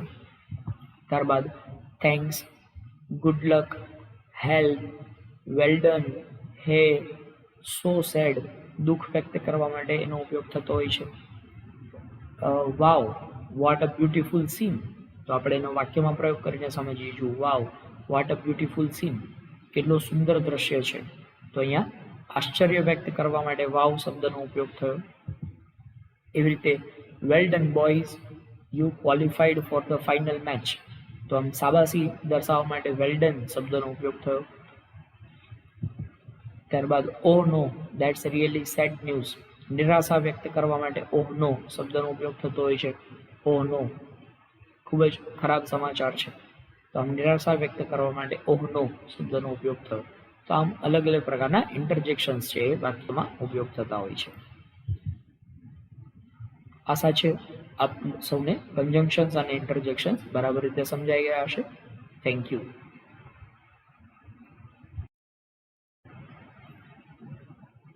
નમસ્કાર તાલીમાર્થી મિત્રો, ઔદ્યોગિક તાલીમ સંસ્થા રાજકોટથી હું આશિષ ગોરવાડિયા, ઇન્સ્ટ્રક્ટર એમ્પ્લોયબિલિટી સ્કિલ્સ. આજના સેશનમાં આપ સૌનું હાર્દિક સ્વાગત કરું છું. મિત્રો, આજના સેશનમાં આપણે લોકો શીખવાના છીએ તમારા સેમેસ્ટર 1માં ટોપિક 2. ટોપિકનું ટાઇટલ છે ઇંગ્લિશ લિટરસી, જેમાં આપણે શીખી રહ્યા છીએ ચેપ્ટર નંબર 7. ચેપ્ટરનું ટાઇટલ છે ફંક્શનલ ઇંગ્લિશ. ફંક્શનલ ઇંગ્લિશમાં આપણે લોકો શીખી રહ્યા છીએ પાર્ટ 12, અને આ પાર્ટમાં આપણે શીખવાના છીએ પંક્ચ્યુએશન્સ. પંક્ચ્યુએશન્સ એટલે વિરામ ચિહ્ન. તો વિરામ ચિહ્ન એટલે શું? તો વાક્યનો અર્થ છે એને પૂર્ણ કરવા માટે વાક્યને અંતે કોઈ ચિહ્ન લગાડવામાં આવતું હોય છે. દાખલા તરીકે પૂર્ણ વિરામ, અલ્પ વિરામ અથવા પ્રશ્નાર્થ ચિહ્ન. આમ અલગ અલગ પ્રકારના વિરામ ચિહ્નો છે એ આપણે અહીંયા ભણવાના છીએ. કયા પ્રકારનું વિરામ ચિહ્ન ક્યારે ઉપયોગમાં લેવામાં આવશે એના વિશેના નિયમો આપણે અહીંયા સમજીશું. તો પંક્ચ્યુએશન્સ એટલે કે વિરામ ચિહ્નો. ભાષામાં પંક્ચ્યુએશન્સ છે એ ખૂબ જ અગત્યનું સ્થાન ધરાવે છે, ખૂબ જ મહત્વનું સ્થાન ધરાવે છે. ભાષાને અર્થગમ્ય અથવા તો એનો સ્પષ્ટતાથી અર્થ સમજી શકાય એના માટે વિરામ ચિહ્ન છે એ ખૂબ જ અગત્યનો ફાળો આપે છે. પંક્ચ્યુએશનના અયોગ્ય ઉપયોગથી અર્થનો અનર્થ થઈ શકે છે. તો આપણે અહીંયા અગત્યના પંક્ચ્યુએશન્સ વિશેની માહિતી મેળવતા જઈએ. સૌથી પહેલું છે ફૂલ સ્ટોપ એટલે કે પૂર્ણ વિરામ. વિધાન વાક્યના અંતે વિચાર પૂર્ણ થયો છે એવો સંકેત આપવા માટે પૂર્ણ વિરામનો ઉપયોગ થતો હોય છે. દાખલા તરીકે ટુડે ઇઝ મંડે, આજે સોમવાર છે. અહીંયા વાક્ય પૂર્ણ થઈ ગયું, તો પૂર્ણ થયું એટલે ત્યાં પૂર્ણ વિરામનો ઉપયોગ થશે. Suresh is an intelligent boy, Suresh એ બુદ્ધિશાળી છોકરો છે. તો એક વાક્ય કે એક વિચાર અહીંયા પૂર્ણ થયો, તો એ પૂર્ણ દર્શાવવા માટે ત્યાં વિરામ ચિહ્ન ફૂલ સ્ટોપનો ઉપયોગ થયો છે. વી લવ ઇન્ડિયા, અમે ભારતને ચાહીએ છીએ અથવા પ્રેમ કરીએ છીએ. તો ઇન્ડિયા ત્યાં વાક્ય પૂર્ણ થયું, તો ત્યાં પૂર્ણ વિરામનો ઉપયોગ થયો. કોઈ શબ્દના સંક્ષિપ્ત રૂપ દર્શાવવા હોય તો એના માટે પણ પૂર્ણ વિરામનો ઉપયોગ થાય છે. દાખલા તરીકે ફ્રાઈડે એનું સંક્ષિપ્ત રૂપ દર્શાવવા માટે FRI કરી અને અહીંયા ફૂલ સ્ટોપ લાગ્યું. રીતે ડિસેમ્બર, તો ડિસેમ્બર આખો શબ્દ ન લખવો હોય તો એના માટે એનું ટૂંકું રૂપ કરી અને અહીંયા પૂર્ણ વિરામનો ઉપયોગ થયો. આ રીતે કોઈ દેશના નામ અથવા કોઈ દરજ્જાના નામ માટે પણ પૂર્ણ વિરામનો ઉપયોગ થતો હોય છે. દાખલા તરીકે USA, United states of America. તો અહીંયા દેશનું નામ છે એનું ટૂંકું સ્વરૂપ દર્શાવવા માટે ફૂલ સ્ટોપનો ઉપયોગ થયો. MLA એટલે મેમ્બર ઓફ લેજિસ્લેટિવ એસેમ્બલી, તો ધારાસભ્ય જેને આપણે કહીએ MLA, તો એનો દરજ્જો દર્શાવવા માટે અહીંયા દરેક માટે ફૂલ સ્ટોપનો ઉપયોગ થયો. PM એટલે પ્રાઇમ મિનિસ્ટર, પ્રધાનમંત્રી, તો એનો દરજ્જો દર્શાવવા માટે પણ અહીંયા આપણે ફૂલ સ્ટોપનો ઉપયોગ કર્યો. તો આવી રીતે ફૂલ સ્ટોપ છે એ ઉપયોગ થતું હોય છે. ત્યારબાદ છે એક્સક્લેમેશન માર્ક એટલે કે ઉદ્ગાર ચિહ્ન. હવે ઉદ્ગાર ચિહ્નનો ઉપયોગ કેવી રીતે થાય એ સમજીએ. આશ્ચર્યનો ભાવ વ્યક્ત કરતા શબ્દ કે શબ્દ સમૂહને અંતે ઉદ્ગાર ચિહ્નનો ઉપયોગ થતો હોય છે. લાઈક માય ગુડનેસ એટલે મારા નસીબ. વોટ અ લવલી ફ્લાવર, કેટલું સુંદર ફૂલ, ઉદ્ગાર દર્શાવવા માટે. રિયલી, સાચે જ, વાસ્તવિકતામાં, આમ ઉદ્ગાર દર્શાવવા માટે એનો ઉપયોગ થયો. ત્યારબાદ ક્વેશ્ચન માર્ક એટલે કે પ્રશ્નાર્થ ચિહ્ન. પ્રશ્નાર્થ ચિહ્ન સ્પષ્ટ પ્રશ્નવાચક વાક્યના અંતે હંમેશા પ્રશ્નાર્થ ચિહ્નનો ઉપયોગ થતો હોય છે. Does your sister play tennis, તમારી બેન ટેનિસ રમે છે? તો અહીંયા પ્રશ્ન પૂછવામાં આવ્યો છે એટલા માટે ત્યાં પ્રશ્નાર્થ વાક્ય પ્રશ્નાર્થ ચિહ્નનો ઉપયોગ થયો. Are you mister Sharma? તમે મિસ્ટર શર્મા છો? તો આમ પ્રશ્ન પૂછ્યો છે એટલા માટે ત્યાં પ્રશ્નાર્થ ચિહ્નનો ઉપયોગ થયો. What is your designation? Designation એટલે હોદ્દો. તમારો હોદ્દો શું છે? તો ત્યાં પ્રશ્ન પૂછવા માટે આપણે પ્રશ્નાર્થ ચિહ્નનો ઉપયોગ કર્યો. Where are you from? તમે ક્યાંથી આવ્યા છો? તો ફ્રોમ ક્યાંથી આમ પ્રશ્ન પૂછવા માટે ત્યાં ક્વેશ્ચન માર્કનો ઉપયોગ કરવામાં આવ્યો છે. ત્યારબાદ કોમા એટલે કે અલ્પવિરામ. યાદીમાંની કોઈ વસ્તુઓને એકબીજાથી અલગ પાડવા માટે કોઈ લાંબી યાદી લાંબુ લિસ્ટ આપ્યું છે તો એને એકબીજાથી અલગ પાડવા માટે તમારે કોમાનો ઉપયોગ કરવામાં આવતો હોય છે. લાઈક એક્ઝામ્પલ અહીંયા આપ્યું છે we grow apples, pears, peaches, plums અને એપ્રિકોટ્સ. તો અમે દરેક આ વસ્તુઓ ઉગાડીએ છીએ. તો આમ દરેક વસ્તુનું લાંબુ લિસ્ટ છે. એ લિસ્ટમાં દરેકને અલગ પાડવા માટે અહીંયા કોમા એનો ઉપયોગ કરવામાં આવ્યો. એક સાથે વપરાયેલા સમાન કક્ષાના વિશેષણોને એકબીજાથી અલગ પાડવા માટે પણ કોમાનો ઉપયોગ થતો હોય છે. ઉદાહરણ તરીકે he chooses the largest most expensive prettiest diamond. તે સૌથી મોટામાં મોટો, મોસ્ટ એક્સપેન્સિવ એટલે સૌથી મોંઘો અને પ્રેટીએસ્ટ એટલે સૌથી સુંદર ડાયમંડ એટલે હીરો પસંદ કરે છે. તો અહીંયા એક સમાન જે કક્ષાના વિશેષણો છે એ વિશેષણને એકબીજાથી અલગ પાડવા માટે પણ કોમાનો ઉપયોગ કરવામાં આવ્યો. વાક્યમાં વપરાયેલ અવતરણને બાકીના અલગ વાક્યથી અલગ પાડવા માટે the teacher said hard work is the key to success. તો અહીંયા અવતરણમાં જે વાક્ય છે એ વાક્યને ધ ટીચર સેડ આ વાક્યથી અલગ દર્શાવવા માટે અહીંયા કોમાનો ઉપયોગ કરવામાં આવ્યો. Used after yes and no when these are at the beginning of the answer. કોઈ પ્રશ્નનો જવાબ આપવા માટે એ જવાબમાં શરૂઆતમાં યસ અથવા નો એવા શબ્દો વપરાયા હોય તો એને આખા વાક્યથી અલગ પાડવા માટે પણ કોમાનો ઉપયોગ કરવામાં આવે છે. Yes I am going to my village. હા હું મારા ગામ જઈ રહ્યો છું. તો અહીંયા હા શબ્દને આખા વાક્યથી અલગ પાડવા માટે કોમાનો ઉપયોગ થયો. No my school has not closed. ના મારી શાળા બંધ થઈ નથી. તો અહીંયા આખા વાક્યને આખા જવાબને અલગ પાડવા માટે નો શબ્દ પછી અહીંયા અલ્પવિરામનો ઉપયોગ કરવામાં આવ્યો. ત્યારબાદ છે એફોસ્ટ્રોફી. એફોસ્ટ્રોફી માર્ક જે છે એનો ઉપયોગ કેવી રીતે થાય એ દર્શાવવા માટે તો સૌથી પહેલું માલિકી દર્શાવવા માટે એફોસ્ટ્રોફીનો ઉપયોગ થતો હોય છે. ડોગ્સ પો એટલે કૂતરાનો પગ.